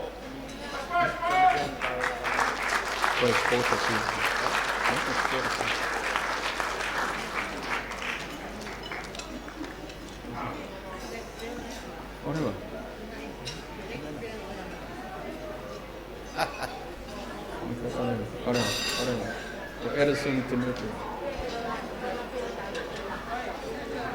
Okay, ke ui. Koi mo. Ang koi ha. Kata ke peo ke lava mai Edison. Ai ta hoko forever ki Jonathan David Murphy, kickboxing, New South Wales. champion and Australia champion.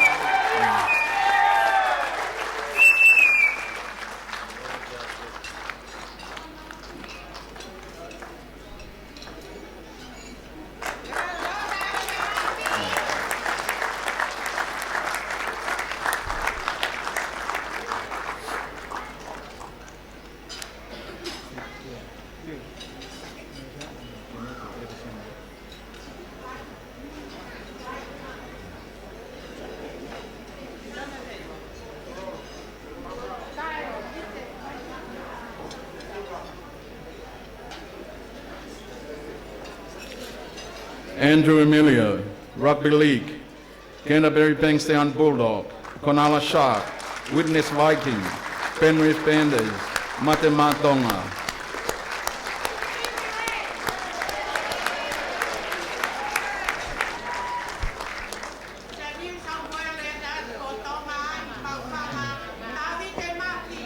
Okay, tau hi mai na ki toa, tau hi ke malu.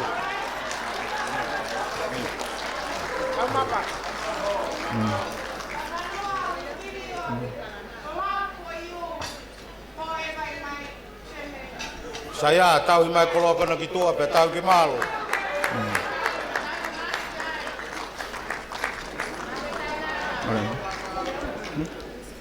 Andrew?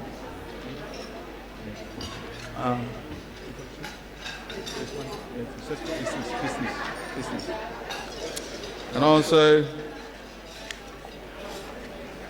Business Awards.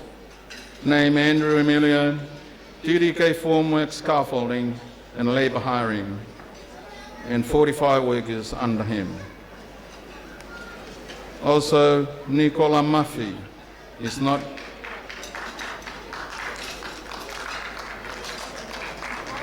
both.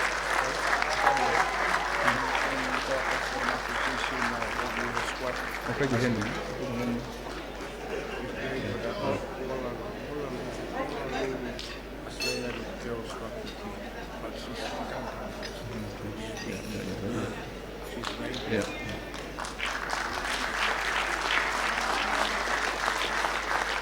Naka whahinga whakeni koe ka nau si lava mai a honi ko ngā whuka nau commitment ke ngahi timi koe a nau contract ki ai.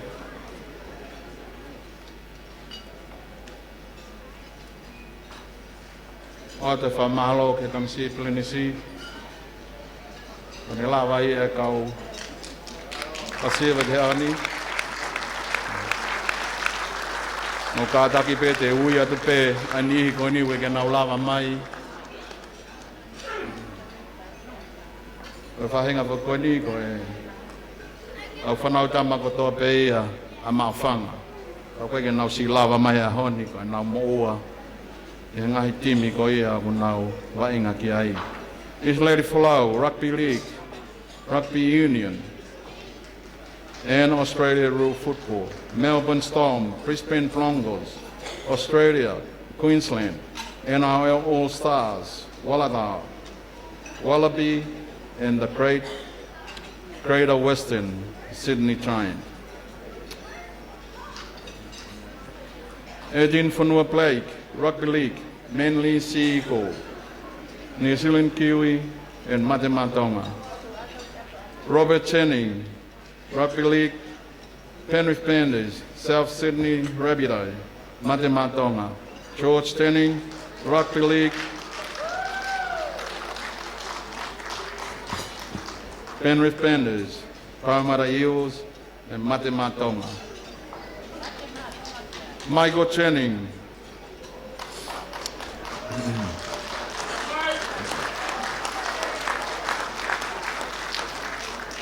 Rugby League, Penrith Panthers, Sydney Roosters, Parramatta Eels, City Origin, New South Wales Origin, Australia Kangaroo, NRL All-Stars, and Mate Matonga.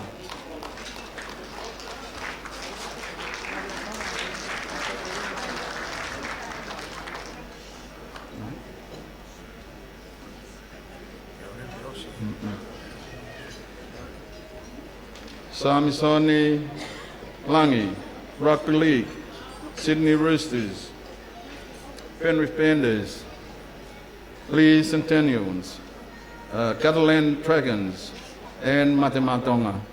Fred Mateo Rugby League, Parramatta Eels, London Broncos, New Zealand Warriors, Manly Sea Eagles, Salford Red Devil, City Origin, NRL All Stars, and Matematonga. Hame Sere Mario Rugby League, St. George Illawarra Dragon, and City Origin.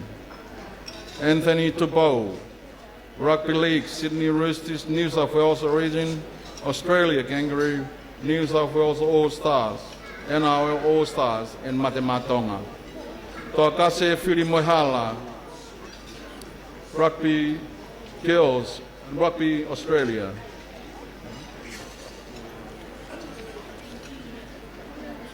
Sorry, Rugby Australia, Wallaroo Girls team. Yeah, she couldn't make it here today. She's playing today.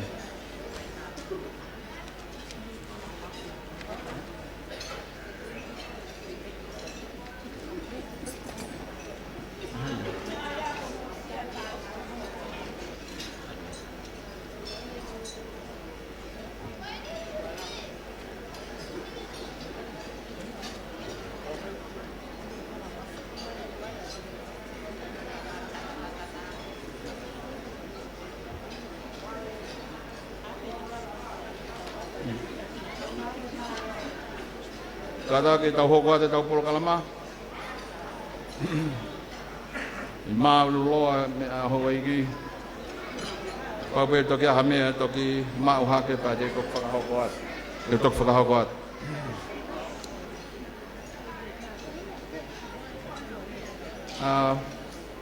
Kada ke tau hoko mai ni ki he tau entertainment. Ko Daphne Save, Audley Bowen, Mina Fetu, kau entertainment committee mo kata ke teu I mai ngahi taulunga ko ne opoko ko ra tika DJ kata kai ma ta ma ki foi fasi tau ki a ki fo hanu tau me mo he. Beautiful, Michael.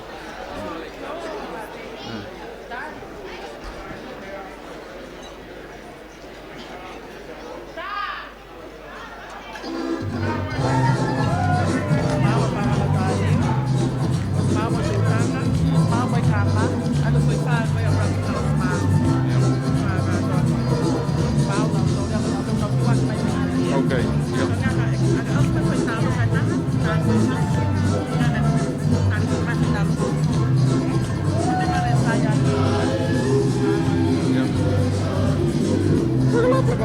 Winga mai kau pia.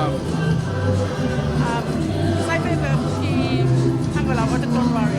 Ki te fono e ko anasa ai ka pe ko ke me joe. Kau pe ke ha uia? Kau pe ke ha? Anyway, ka di short de o te to ka ko ka we ba pe na ye ni da. Sai me na no ma re. Oi noi ngo. Oi dai ne ko na ai mai. Ai ko na ai mai ko pe ke ha. Ai ne ko pe me kau ne ka ke.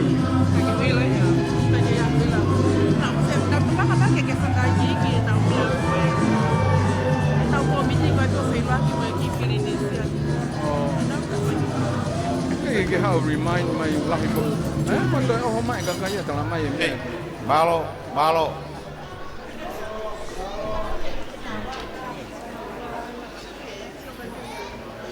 Teu mai o talonga ko ni e taimi tatau i mua ke hoko atu e tau ngahi polo kalama whakame i te kore atu ko e whakapare pau ke mou I tua I he tua o e whine mo tua ko e uhiki o tau olunga he aha koe pai toi whie maa o ke kolosi ki mua I he tokotaka koe uni whai koe e tau olunga whakatoka ngā tupe ki ai kei mea pehen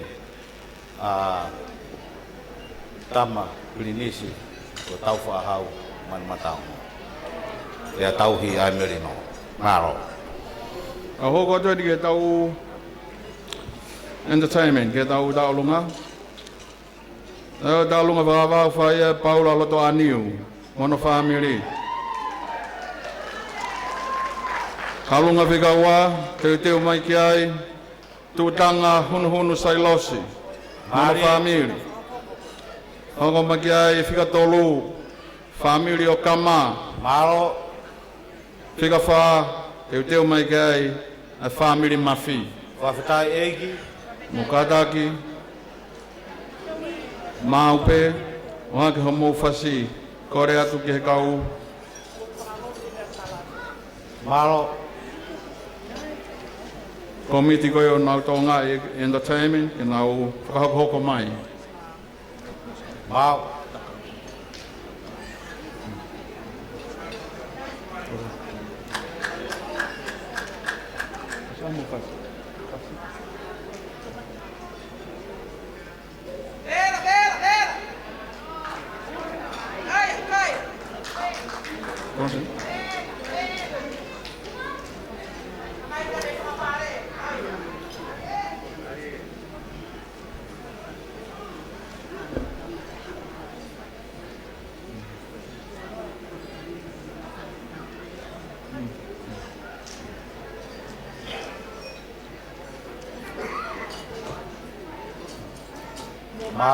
Malo. Ngai tālunga koe ni, ko hono whasi, koe mate mātonga. Aia koe whanau tama peia a loto a niu. Alo. Tā koe mate mātonga, mate mā whanga. Nārie!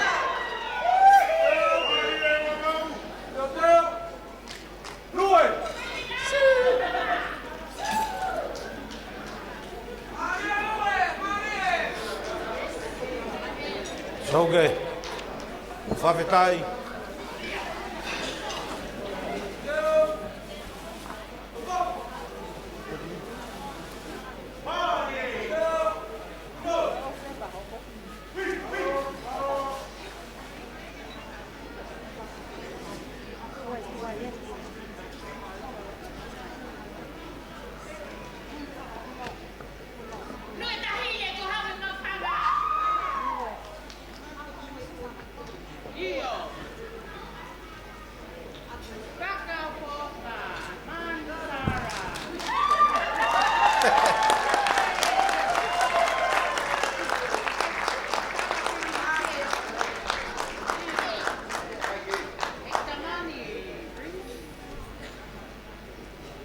Whawhetai e ai kona fufu.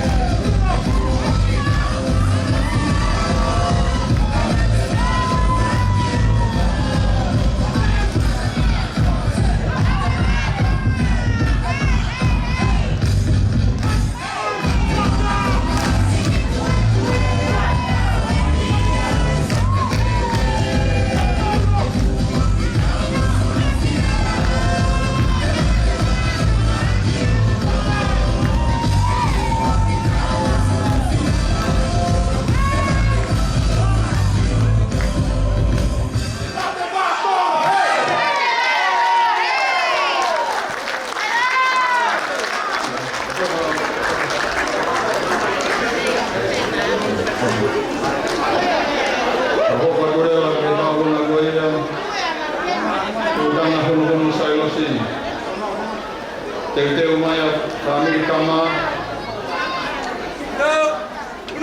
No mafi whaini.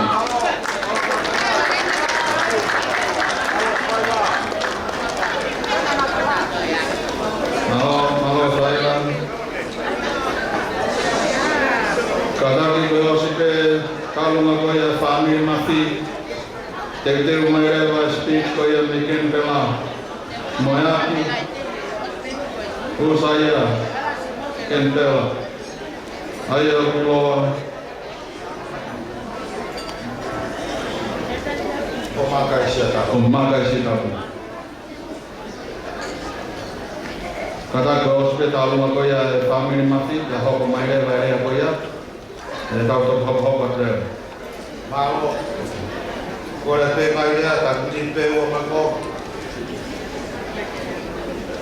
Ta me le pas ko ya ko tanga no sai losi.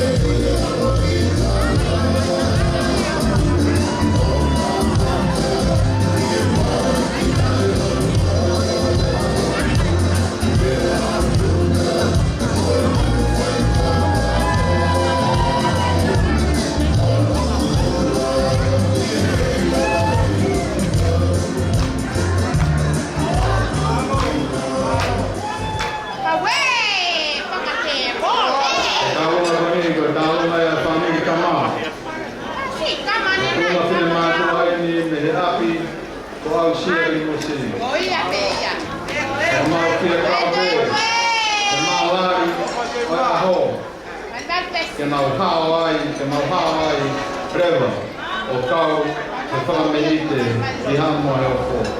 Ana tamasi ko plenisi, o tau whaahau, ke upe, o sinai kakala, o hauia, so ane kama, me api, o sia tirosi, toa wheia.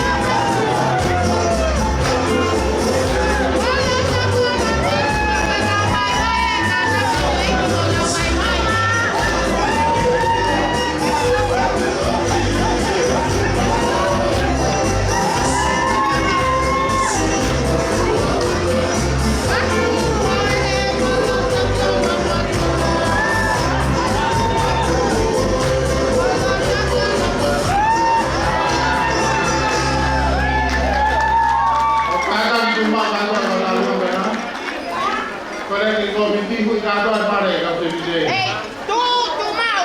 Tu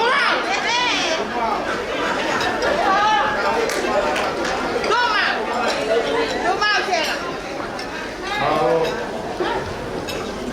Mau lagi te ko pato mai gore ko ni.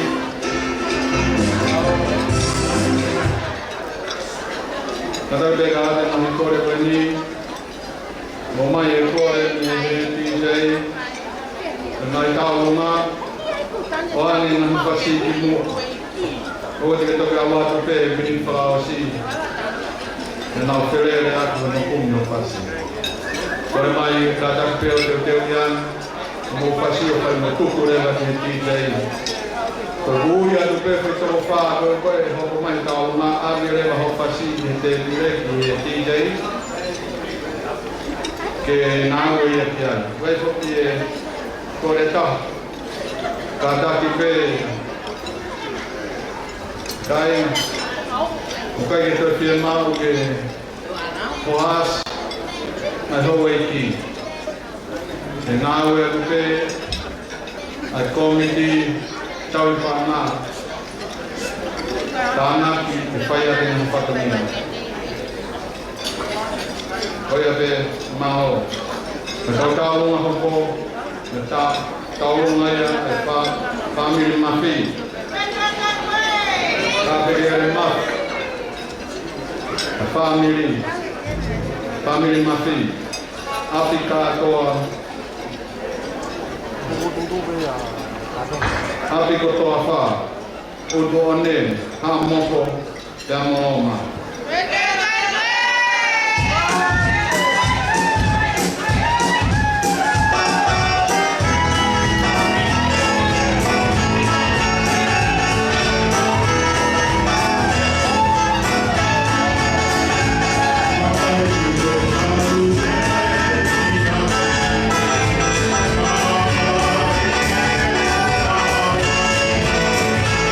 Now, no, I don't.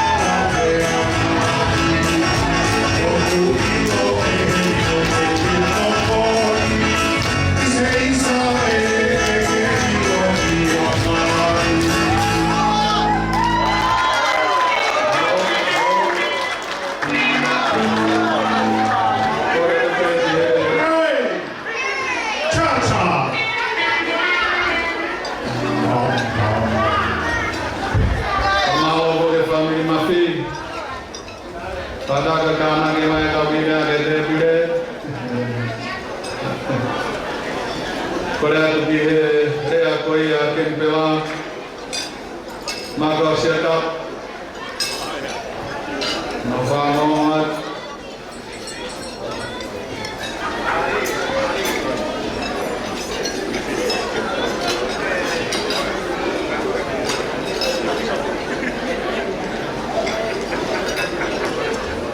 Tau mo e whio, ai tolu kahai o tua. O a whio, i he aha o mawhanga. O tau maringi mai, ene ala o wha, me he tau kapako. O mama atu, i he kiu pirua, o e oto whanakena. Kai hoa ta hano masani, i ngā tai, moi hawhui moana. Te pāmawara, hono langi, tū he fufu mea. Tabu mo prinisi, tawha hau manumata haunga. Ko e whetu hapo, o e otu whereni te. Ka ko e pupunga matariki, o e hala tukutonga.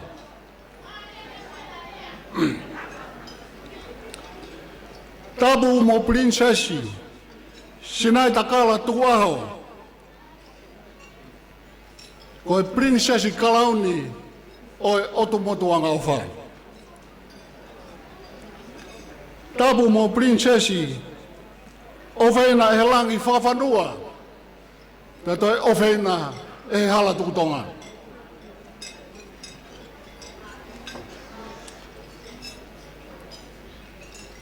Tapu, mo whakaola mei langi, whawhanua, mo hau eiki. Tapu, mo whawhekau, si o tame hawea, mo hataki lotu.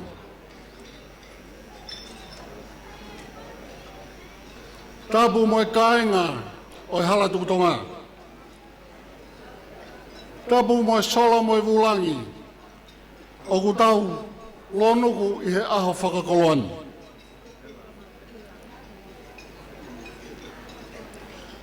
Prinisi tauwha ahau, manumataongo. Koe a honi, o ku tatau hono mahu inga, moha lula koula. Kua whono aki, ai sia sipa. Pea fisiki hono huelo, hange ha wherewherei, safa ia.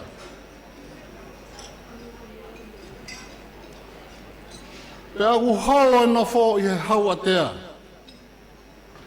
i he tauta fori a mau i fusfonua.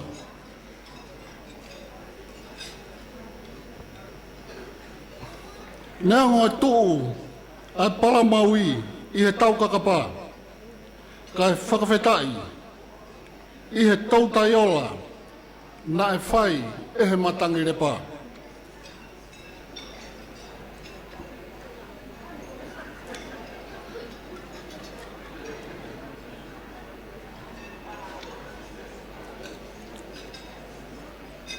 Holo pe mua, ho mea i sia tapu, mo siu mafu auta. Mo hoa whakahau e he hala tauriki, mo hala tukutonga. Kai ofa ke ngofua, pe ata ke motuani. Ke utongia, ai whatongia, o e maka o sia tapu. Ke whakahau atu, e mau loto haunga ia, mo e whakawheta ia. Iho o whakakoloa, ai aho o mawhanga i Australia. Whakawhetai, he kua malama i he otu whanga, ai pure oto o e otu kaweinga. Ko tumu aki o e whiawhia o e ahoni, ko e lawa lelei, ai ako, a eki no bere whakawhanua. Mohono waifi ofa anga ko whane. Seuke. Hiki tue ai whine hala tauriki.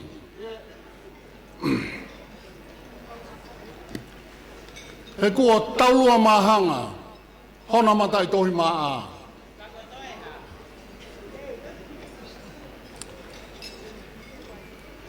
Malo e ako. Ka koe kamata anga oi poto. Koe apasia ke Sihova. Pea koe ilo. Koe afe mehe kovi. Malo. Whakawhetai e toa whohe. He oku whia ai ho kakai. Mo hakai langi tau. Ho kainga me he vai tāpinga. Ho kainga me he haumare e ia. Kai uma ho kainga me he halatukutonga. Iyo. Lare ai pe manu vai vai. I he whangota ai lutai. Whatawange ki he eiki, ko Jesu Christo. Kena hifoaki hambonu, mo tāpuaki. Ke tūloa i pe ai mama, o e ako, mo lotu, i he loto whare o whakawhanua. Mo hou eiki, pehe ki he tonga kotoa pe. Tui anai. Te mau kūni mape ki he misi o ku keiwiringia. He koe turi henga mo i kūkū kaunaka. Pea no o poto aki ai whai ka vei koula. O fisiki tua ai merino mo e ofa. Lebrema malanga. Kau tawat. Malo.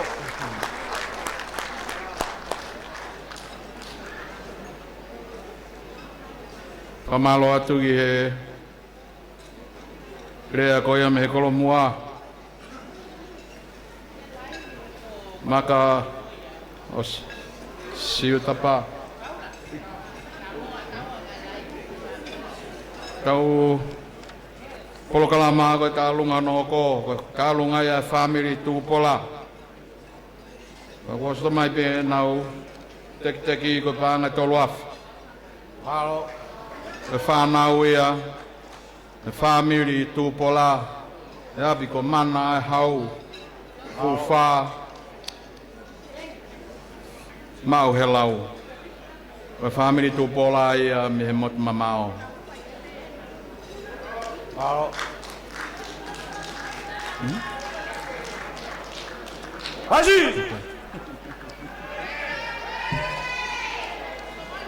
Kadak, teu mai. Talunga koia family Mahoney, Audley Mahoney, Bowen, hoko mai e talunga koia tatafu, Mosabe, my family.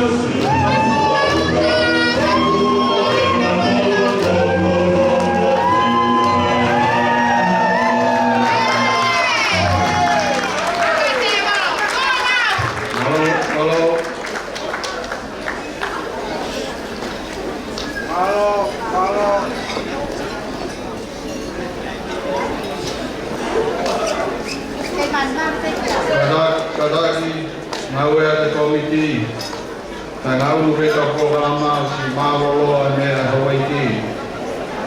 Kamormore Pekula, the Patonia in Tokyo, Kauno, Nagia, Honia. Kamormore Pekawaya. Nakaunga hoko wakaunga ia family mahoni.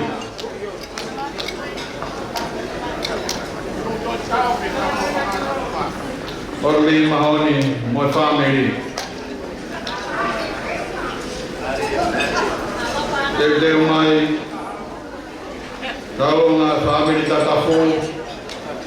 Masare family sale.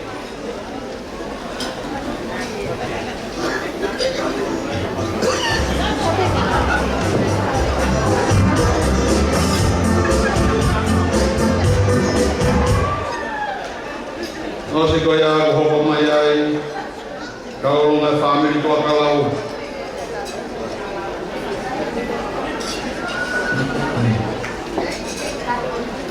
mageni nosi ko ya kaulunga ko family tua kalau te hoko mai ai rea mama o tu i manamoana me bane.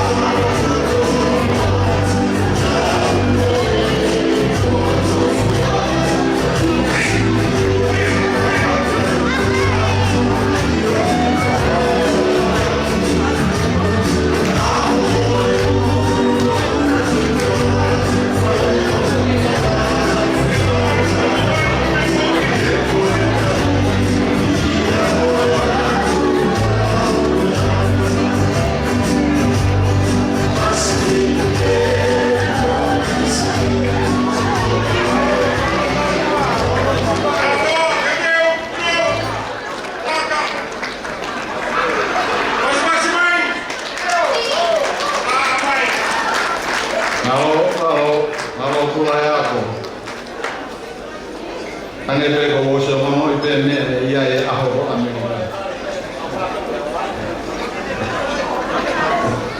Como vai ele ko talo ngai na family ta ka fu ma family save.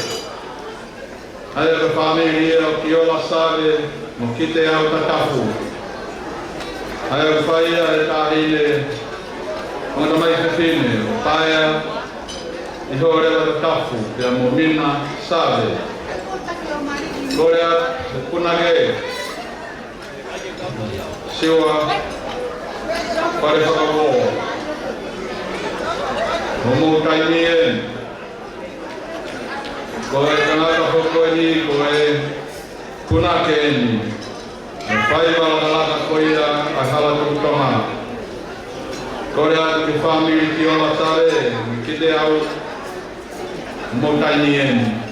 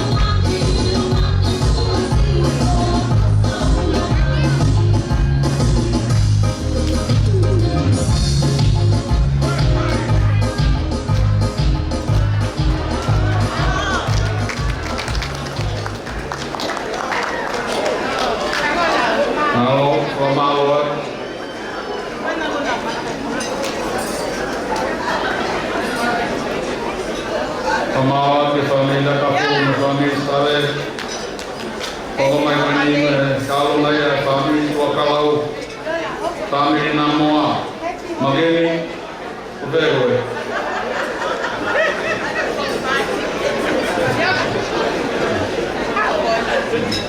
mau eu fazer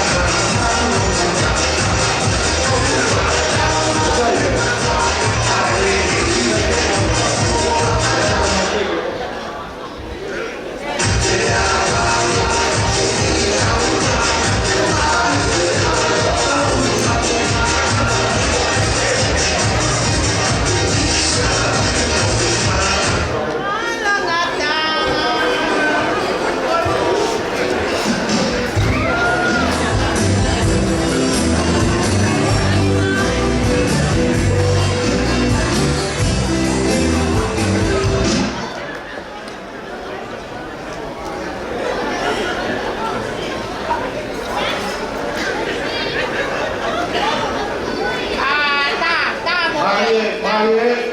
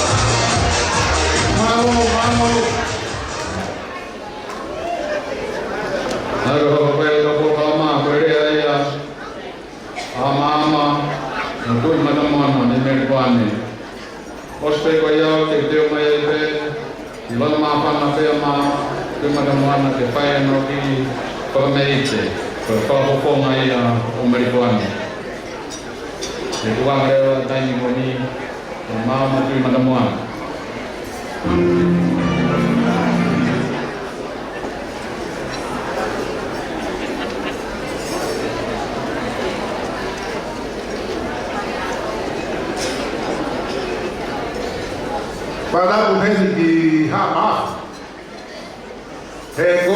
fui rupe o Hamoel. Para o de Princess Kalami. Sinai nakala tui matamona fanakala tirai fakano tuwa. Para o de Princess of Helani. Whakatapu hei kia e whakaala me langi whakanua. Whakatapu hei kia reiki whane whakanua. Whakatuloa tamisi lodi whakanua. Koe ahori koe ahorenge hala tutonga. Sote. Ko hai haroto e tae hiki e fu aho whaka koroa koe. Ko mohanga he ahori o whakatata hai ai ka inga o e hala tutonga ke hoko ia he ahoni. Ko hafo i whetongi ngira.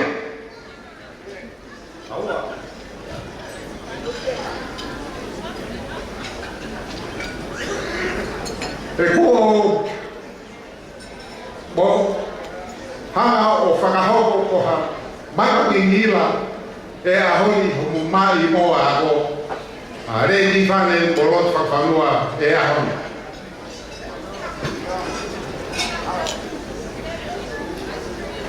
Ko whakakahoa te moua ai kilo te moia ko pe mupoto ko uhi ko hangau e kafa o kumofuosia e whanua o e halatutonga mo e kaila mawhanga ko e ahoni ko mofuotu ha maka maile mahuinga i he whangawhaua ko ha whetu ngingila he kuulo uho te mamangi ai o whanga whangawhaua, whanga tui matamoana. Io! Tō koto e o whanga, ki he haratutonga. He koe koi pure o toeni, o e whangawhaua. Ko whitai. Whatua e tu whawhanua, e kai te aha rea te unga. Ki he pu aho, kawa, o e ahoni. Ka kute roto toa ke te tū he aoti he haa whanga pēri. Ke tala re whiwhia, hoto hala tutonga. Ae te ofai, au kau ai. Pa au kute manako ke te noho ai. Obido! Yeah! Ako toi ha? Kata potu kula. E tae ai a honi ke tū e whai te tū o ia.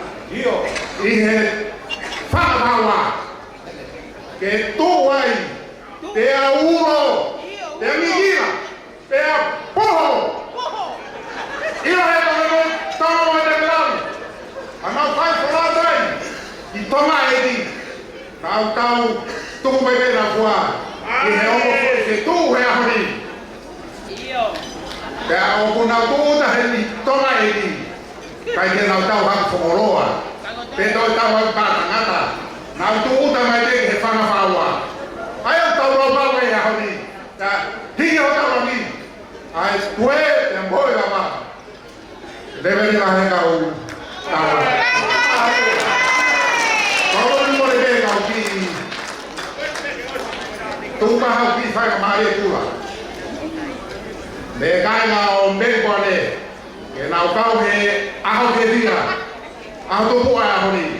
Neo bebe si e rebe ka ha, kai asi ke. E koe ai kau tawan. Ta ama hapasi.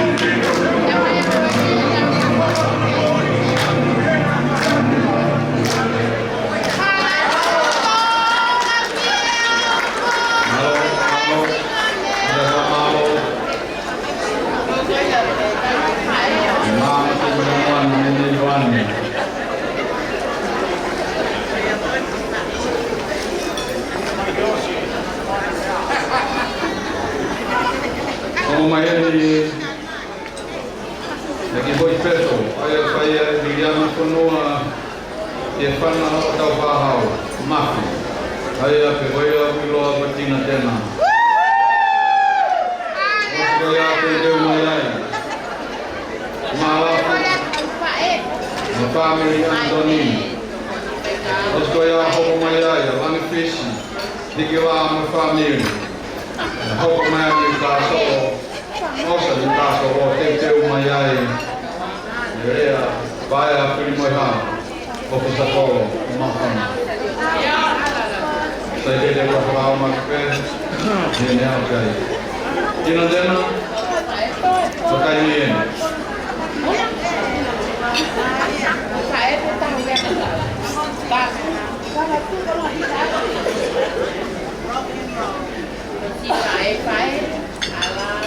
Ladies and gentlemen, please welcome from all the way from the United States of America, all via Mofana, Miss Tina Turner!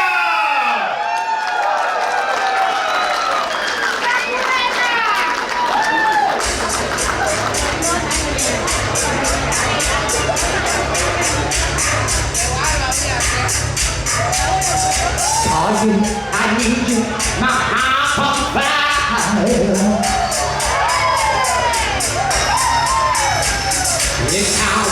Come to me wide and wide. Oh, you come to me. Give me everything I want to do.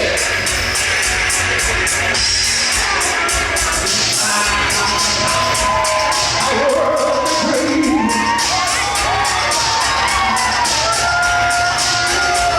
Language, as you know what I do.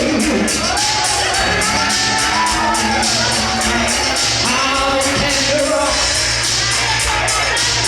Take my heart and make it try. Everybody,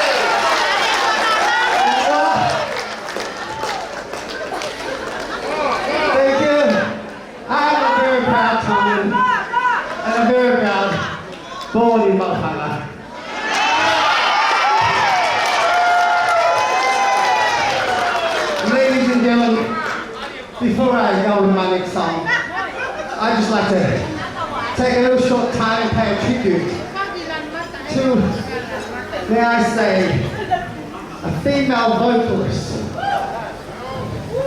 Alona, who cannot be here tonight.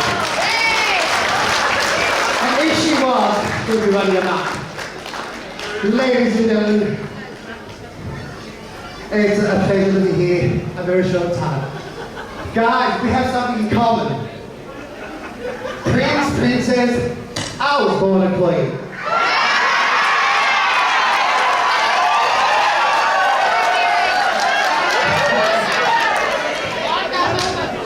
Thank you, it's been enjoyable. And happy Mother's Day, yeah! I'm gonna do something a little different.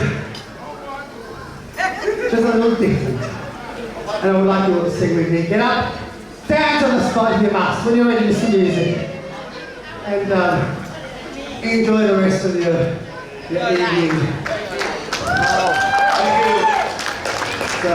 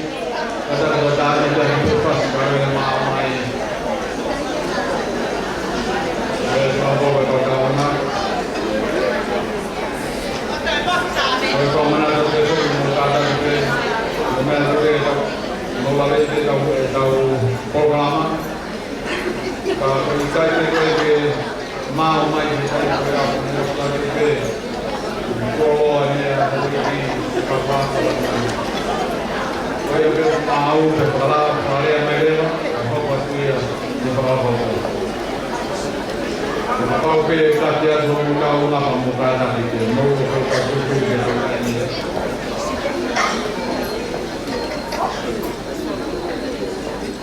para que je da ma ke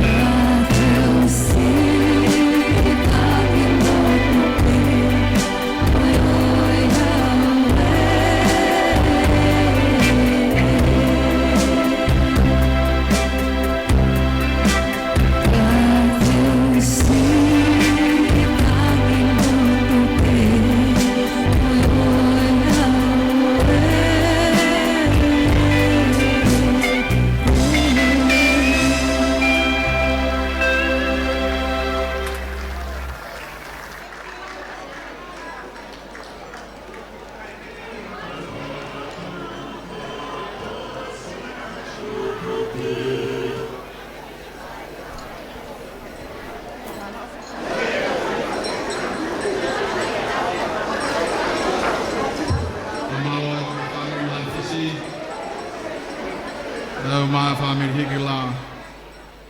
Hoko mai ni ko e taulunga ia Newcastle. Mo hoko mai oskoia be hoko mai ia secretary. Family vetutu.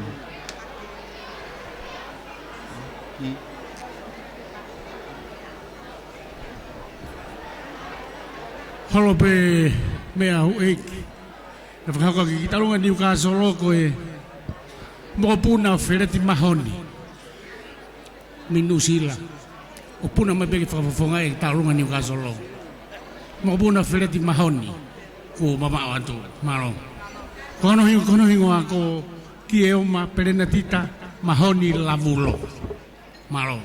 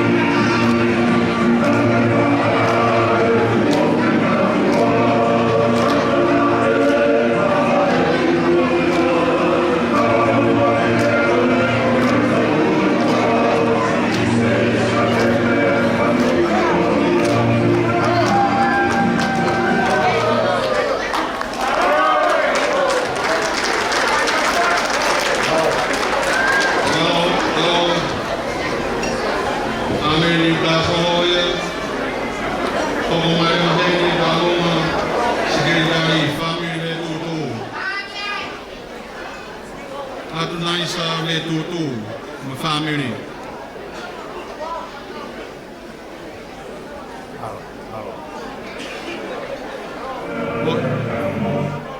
Kosko ia ka taka te mai ai pe, a erea, a ofisa kolo, ai a whirimu hama, ofisa kolo mawhanga.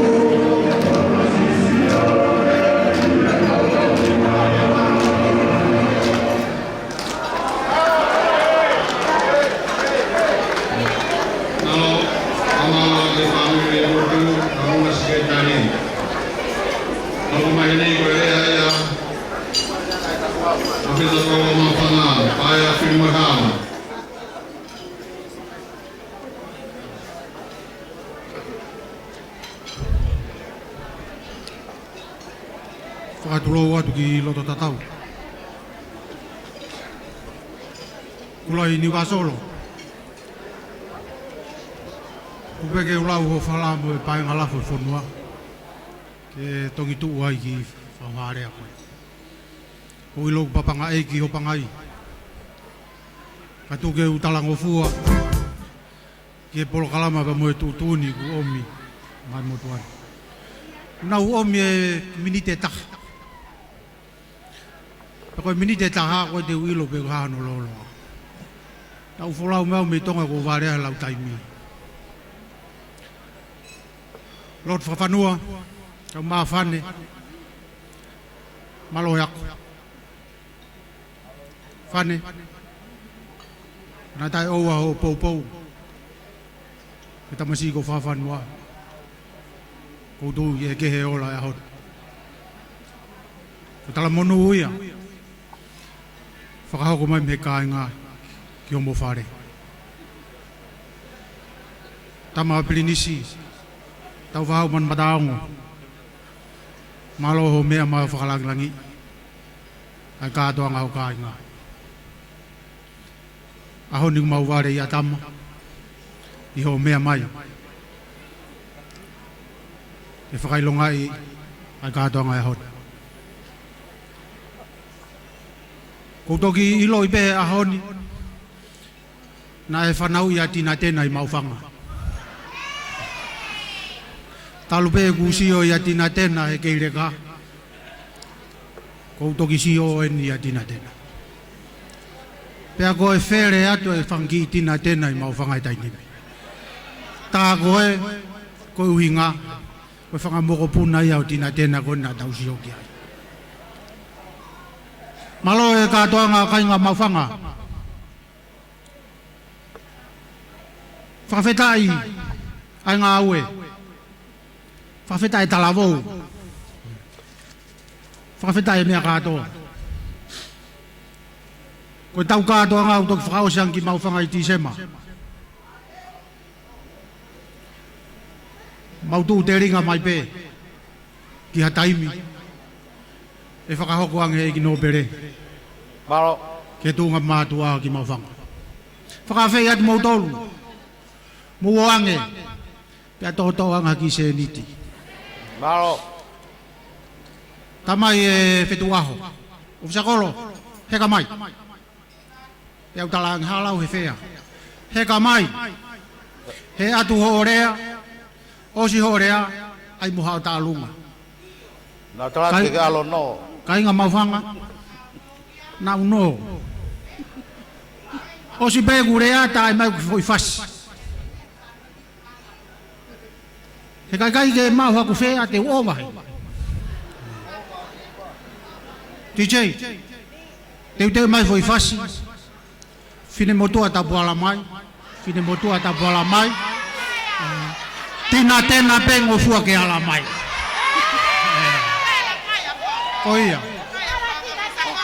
O fatu a ines na kakala.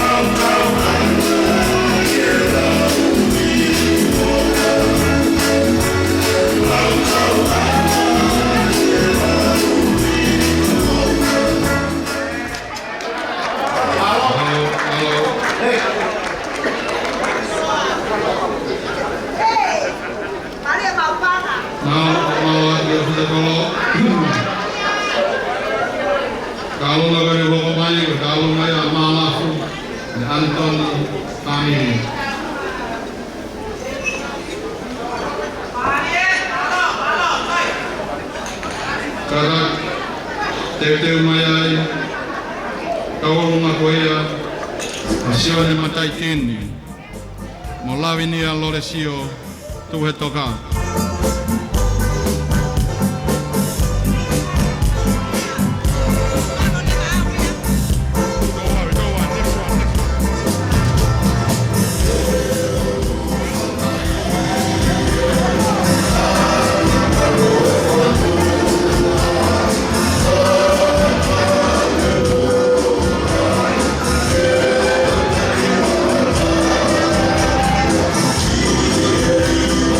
Yeah.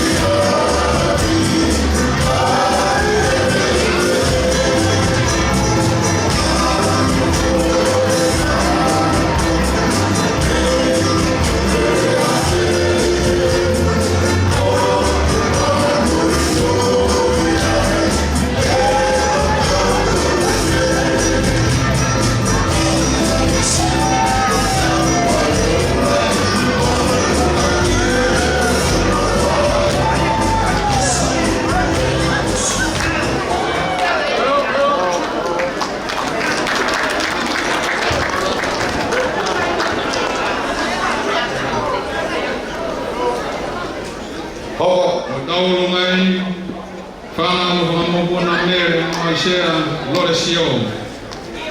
O halareu. Aia whaia e hope whine o rinta matai tini tu he toka.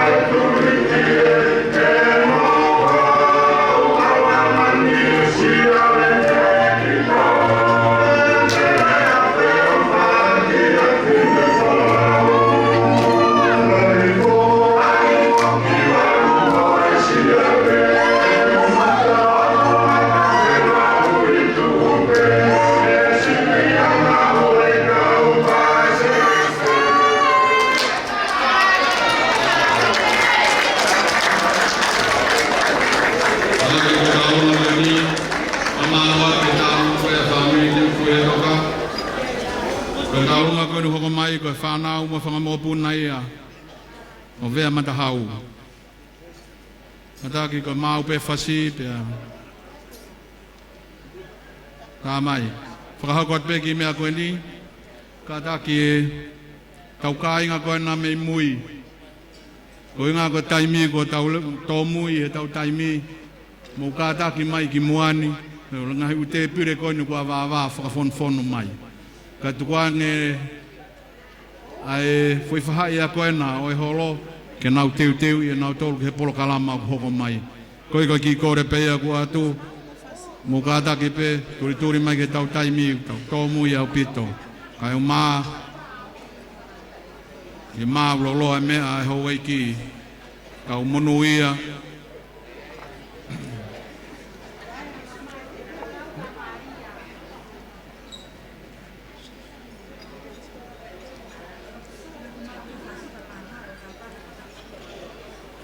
Ngata ki ko mau pe fasi pe tamai i tō mui tau taimi.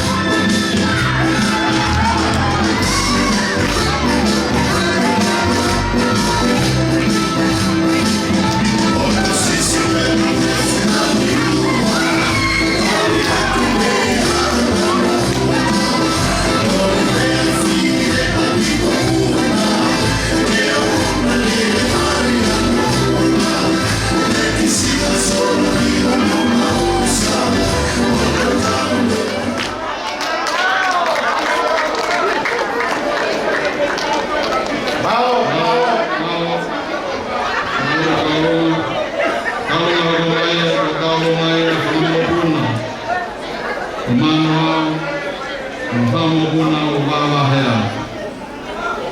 Au mo taimieni ko mo maupe, ko matama mo fasi. O se koia hoko mai ai. E tau.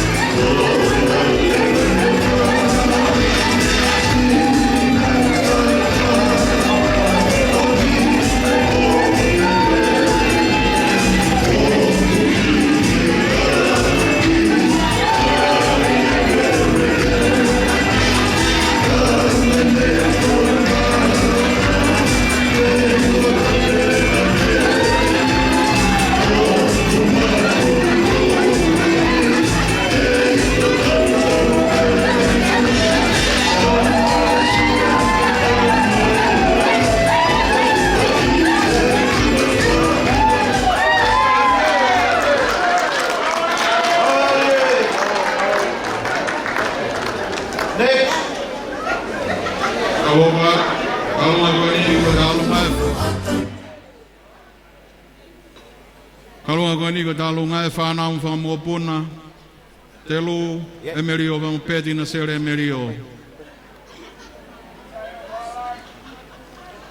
Ko rea te kau peti a, kau taulunga en.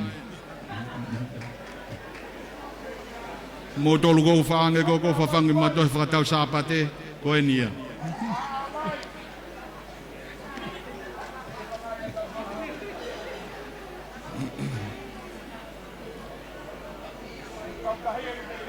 O se peko ia wakataki hoko mai ai e rea. A mafua i siu mafua uta, Newcastle.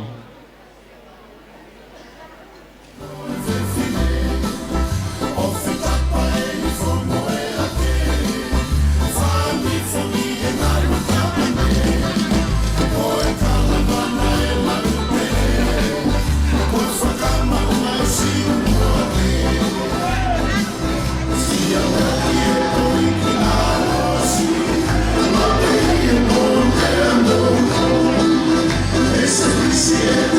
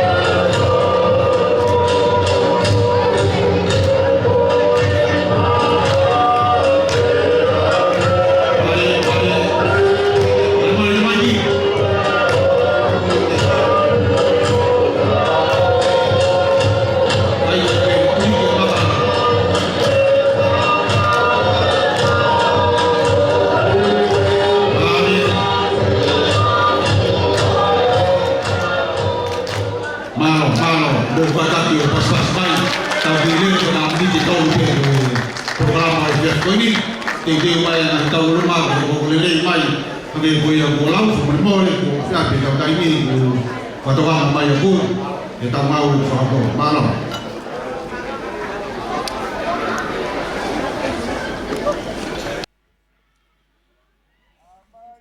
Famalo atu ke taulunga ko ia, taulunga ko mai ko tano, taulunga ia family, fili mo hala.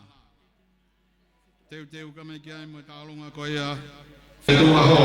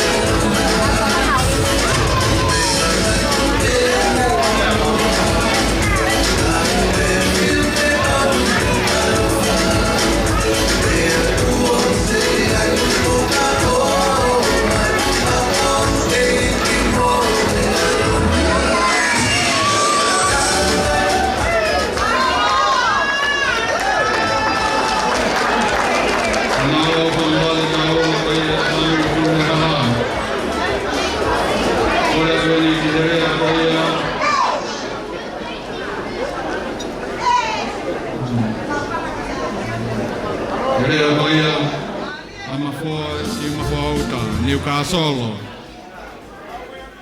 Maube Kaimiano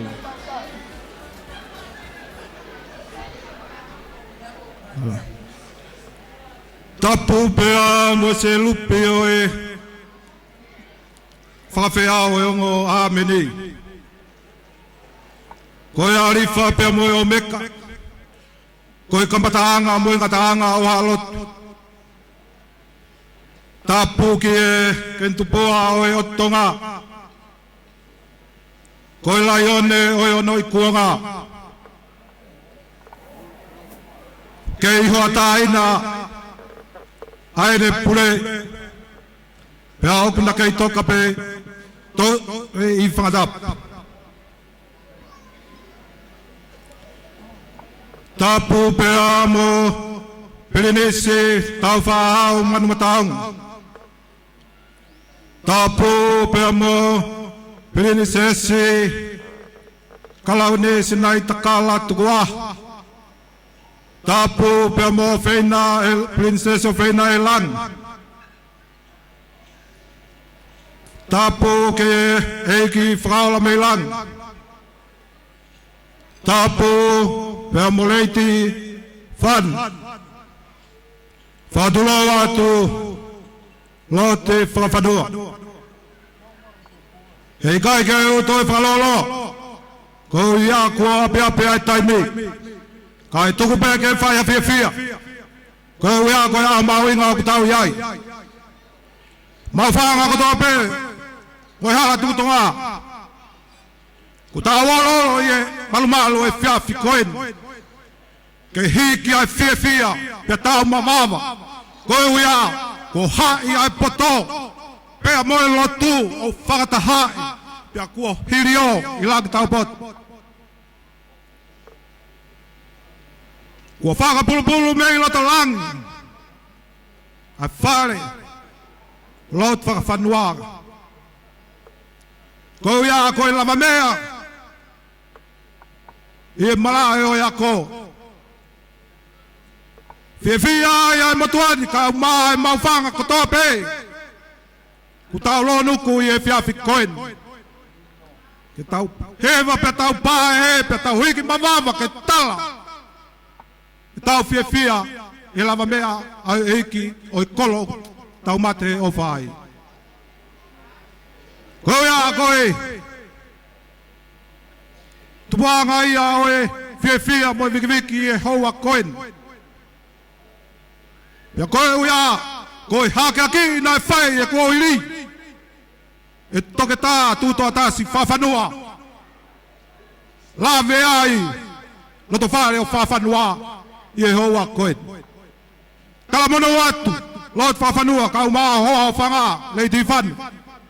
Ko ia koe whatungia ko toa pēo ku fuesia I e pureanga. Kau maa e whanua, mo e kolo ku mau ofa ai. Ai hala tuku tonga mau whanga. Lewe ai malanga kau tatau atu.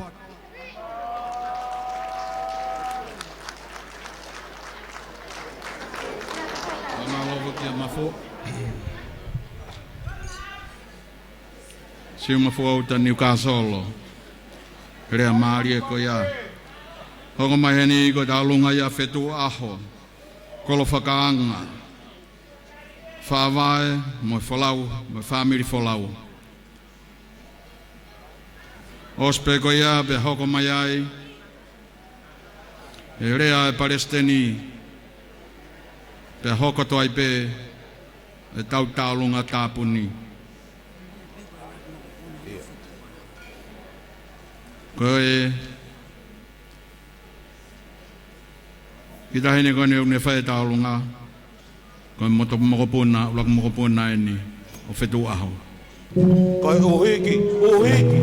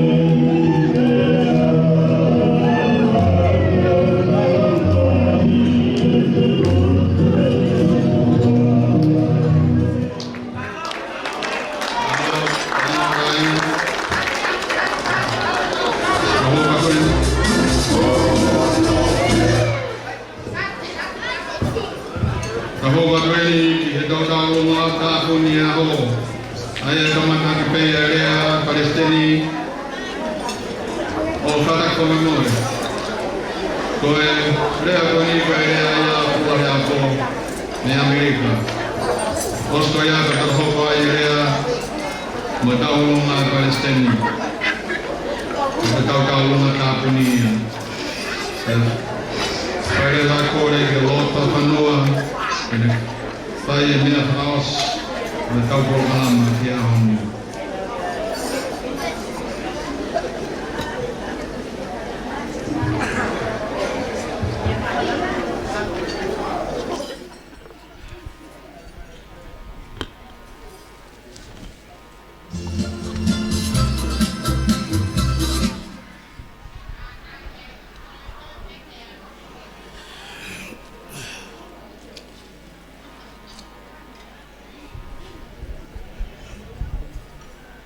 Kula.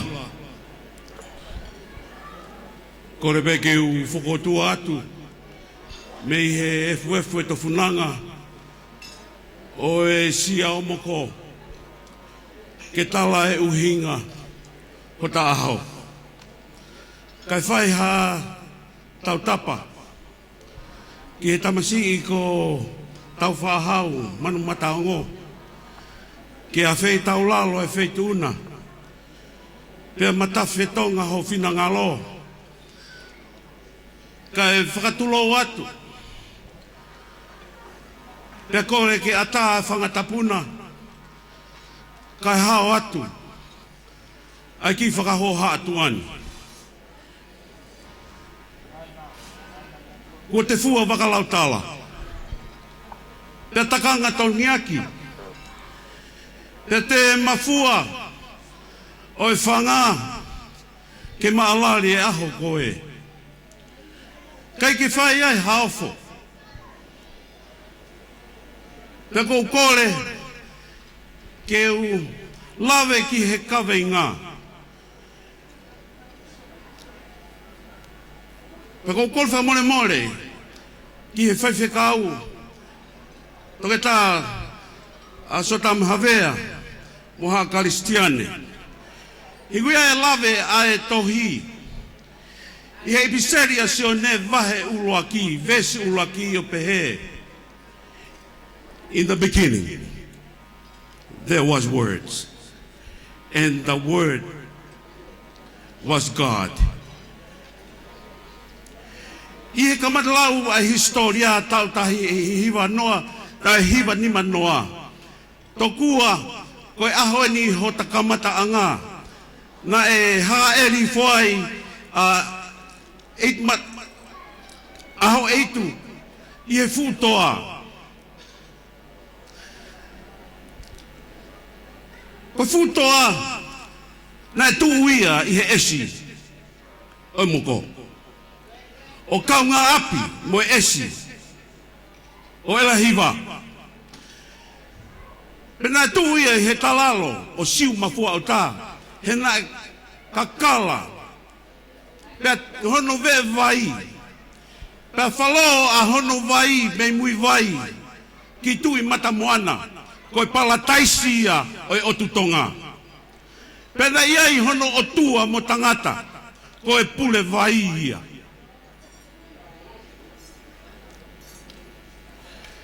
ne ia fana ai o tua mo tangata Kake iai, kake tuia.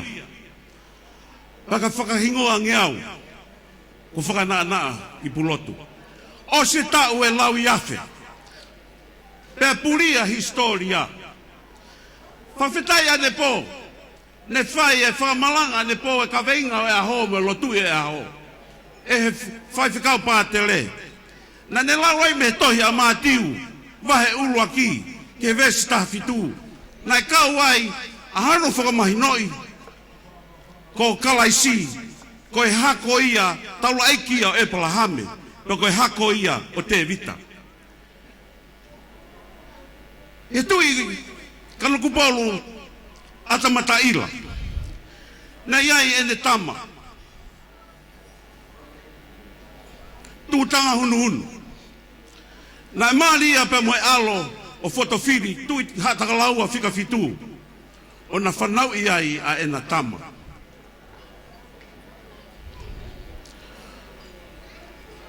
Ai tama koe na whanawhana ki ai o tua mo tangata. O whanana me pulotu. Le whai e tala me whare lahi. Ke ui e tamusi i. Ko paku ia whakasiu. Na whanau i. E paku ia whakasiu. A le lea. A whawhine. Whakawhanua ko e fuafua. O fisiolo. Whakawhanua eni. I he historia o mauwhanga. Ko e tala ia e folofola. Ko hota konga o tua ia mo tangata. Hena e lau ki ia e folofola. Pea mea lea whanu ki a Apolosi. Mea Apolosi ki a Timote whangupo. Tala i historia ai api o hae pāki. Hena ne liaki ai whatongia pea moenga ia ka ne tu o mui a kalaisi. Na e lave ki ai e lotu ai whawhikau. Na e tanu wano se tapuange moia i whanga ko tongo mea ko ne mate ki e lotu. Kana e palau mesia e ki e toi a mātiu. Ko ia e tene liake ne mo uiko au tene maui o taki te au. Whanau i e lea whawhine. Tuto atas. Ko e toke tā ia i he lotu. Whanau i tuto atas. Lot for whanua. Ko e kaka laini. Ne lau kia i a wholofola. Ka ku whai kia i haka. A hala tukutonga. Ko e kakala whakalangu. Ka ku tūnga ai. E ta pā mawava mu pā ahe. Ko palomesia fungani ya mei hevan na tofak e na tofa me yo no aho leva e malanga ka tatawat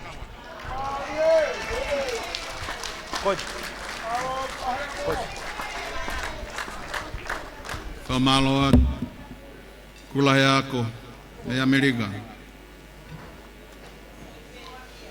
O ka te tau polo kalama ko e rea ia Palestini. Osko ia pia whairewa tau lunga tāpuni.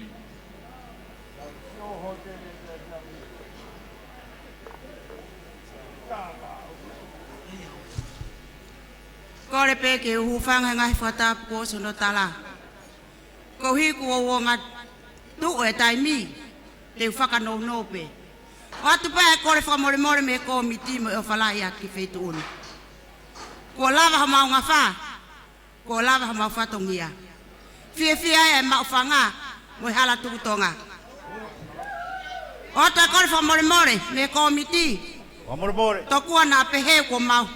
Hala mau laka. Ko e tama ikipe. Hala laka. Ka neongo ia, o ata e o whalahi ki wheitu una. Ka mau tuku ke mau tā whakaosi a rewa e ahoni. Pe ko e hāpea ki whasi a penu.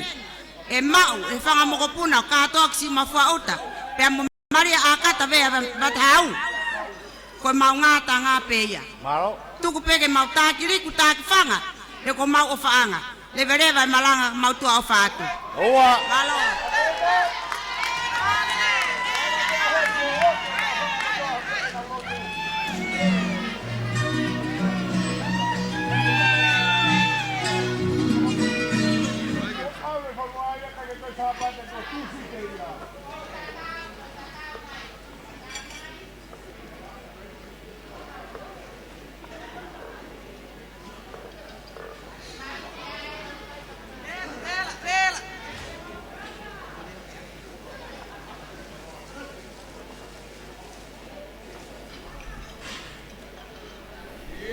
Jadi kita mai fase ta lunga tāpuni ko ki whamana to te pēmea koe ni ka tau polo ai whiawhi ka mata whitu ki mō tolu whema mō tikite wa te pire tāwhi mai kia te au pe ko kāperi mawhi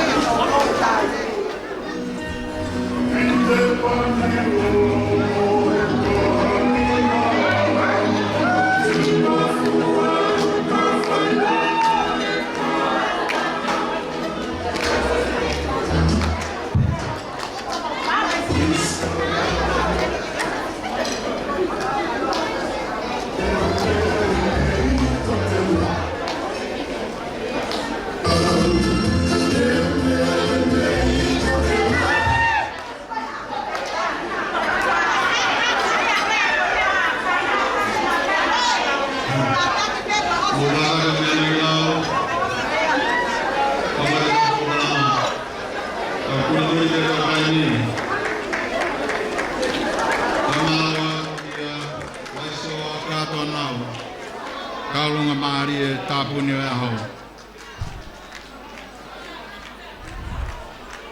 Atu whoke e kore heni, e lot whawhanua, ka koe sea i e wharearea tonga, te kātak, e koe Patalonia mawhanga, komite mawhanga. Koe wata e kore, e whamore more ka, ke mea mai mua, o tuku o mau tāpuaki, whakatāpuni aki ia e tau polo kalama he ahani. Ne ospe koe apa te ukore atu rewa kia ki mami, te kātaki mai o tāpuni e tau polo kalama koe ki ahani.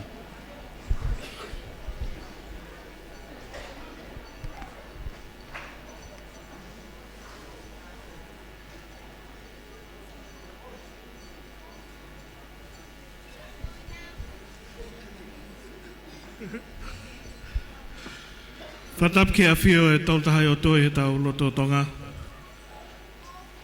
Tapu pēr mo e tama penis. Tau whaahau man matao ngō. Ko e whawharanglangi o e aho. Whawhiwhia koe ni. Tapat ki a Princess Nai Takala. Tuku aho. Kau maa e taini princesi o Feina. Whawhanua. Tapat ki a Wharmilangi. Pe whoki a whane, Ivana Mohoiki. Tapat ke kau whaafe, nau wholao mai, kau hiko e aho mau whangatei u aftahawaru. Tapat ki he kainga kotoa pe whoki he kau maheni mo e kau ngā mea. Ko whiawhia o pito, ke u whawhawhonga i atu, whamalo, mea te au, he whoki a whane, ki he kāinga hana tūtō ngā, i ho mō lava mea mo e whawhiawhia mo e aho whamā whana koe ni e whiawhini. Ki ke harea ko mau ke lau whakakato ake ku ongo, mo e kuloto mā whana i he whiawhini, ko kulea whakamalo pe kumau. Me koe ko hingau kei tau ni ma pea tau whaahau e ngata pe kulea minite pe ni ma. O pāke a te ulea i he rewa papalangi ko uhi koe tau kau ngā maheni. Na o lava mai ke tau kau ngā whawhiawhia ai aho mau whanga.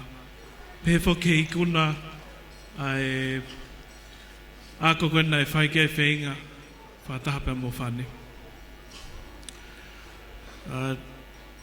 Your Royal Highnesses, Guest of Honour,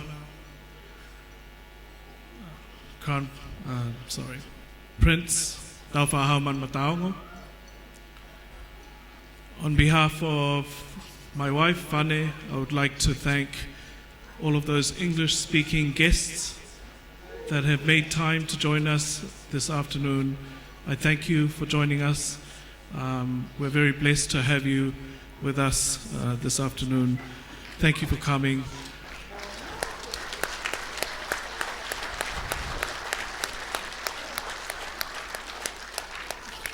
And I know it's been a very long afternoon, so I'm not going to ramble on or say any sermons or anything like that. I expect to see most of you in a few hours at our ball.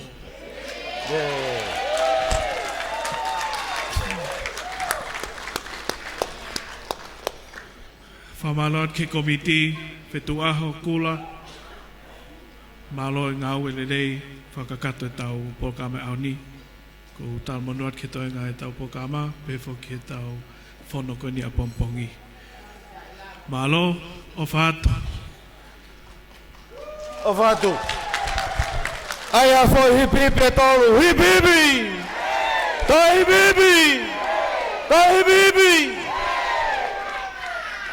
Amen.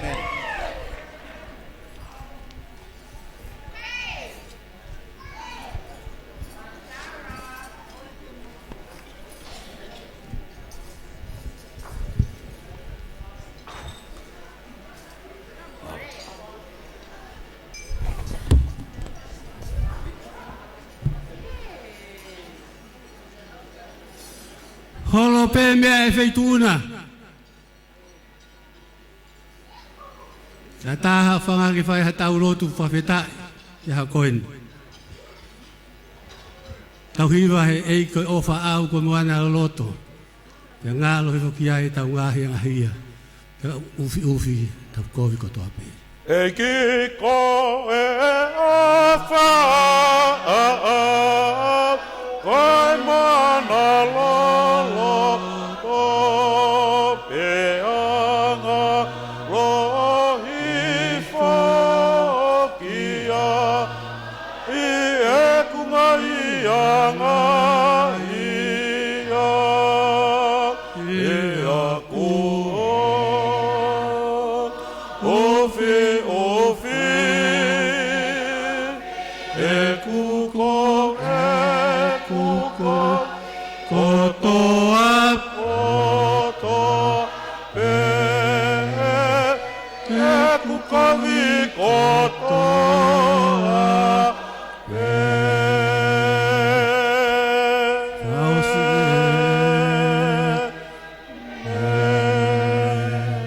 Tau rotu. Whawhetai kia si hova ha maurau maari e. Pea moi ngahi mea kotoa pe o kia teki mautolu. Whawhetai ki ono huafa maa oni oni e. Whawhetai kia si hova ha maurau maari e. Pea wana ngalo ni ngai mea ofa furi pe. Whawhetai e ngai pure anga kotoa. Whaia e whakamalo e ngai whaingana. Kene o whakatek tawa o kukau kawa. Yo koe mo oni asi o wā o kutai ngata. Hallelujah. Mau whakawhetai atu ki a Fiona. Yo tak whanonga mai. Me kohiri ka mawakosia. Ai whakaosinga e whatongia he aho koeni. Mau whakawhetai atu koe o. Koe ngahi lelei mo ngahi manungu ia. Kumau ina si ai. E hoa iki. Lord whawhanua. Ma. Lady Fan. Mo whawhetai atu. I whakoloa. Kanau maari e. Ai Prince Kalauni.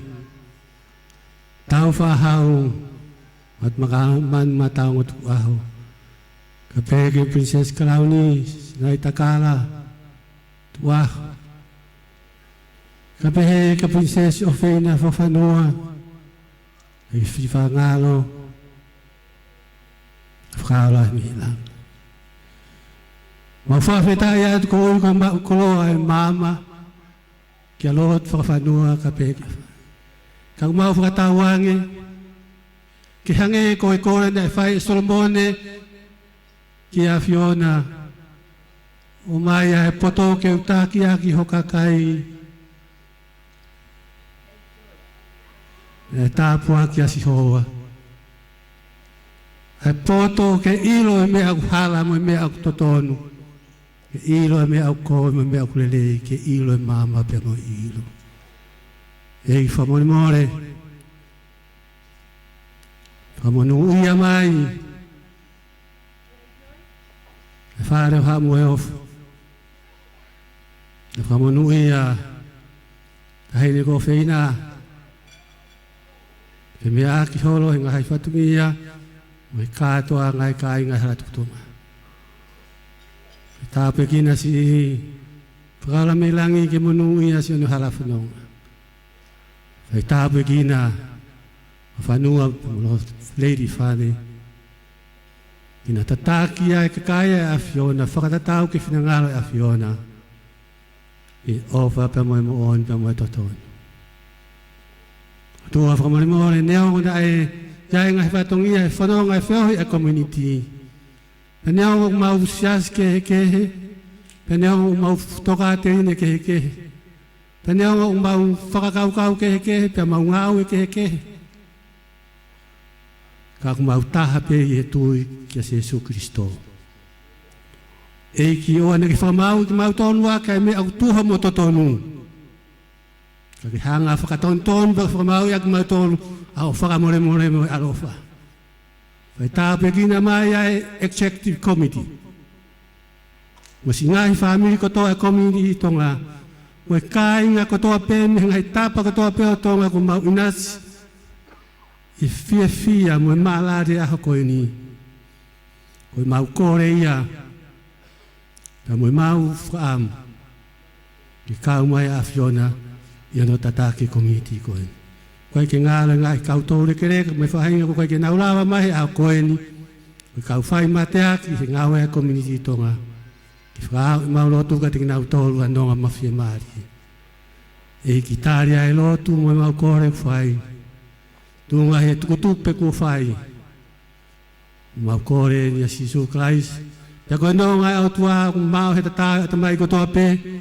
Whakane manui hamoa tomo mo ngai whakaukau ia Christ Sisu. Pake hoko ato tāpua kai o tua mafi, tuka tamai, kamui aro, pamui lau more mani oni, ke afi o ia, ia whawhanua pamuhono kai ngā o tai ngata, amen.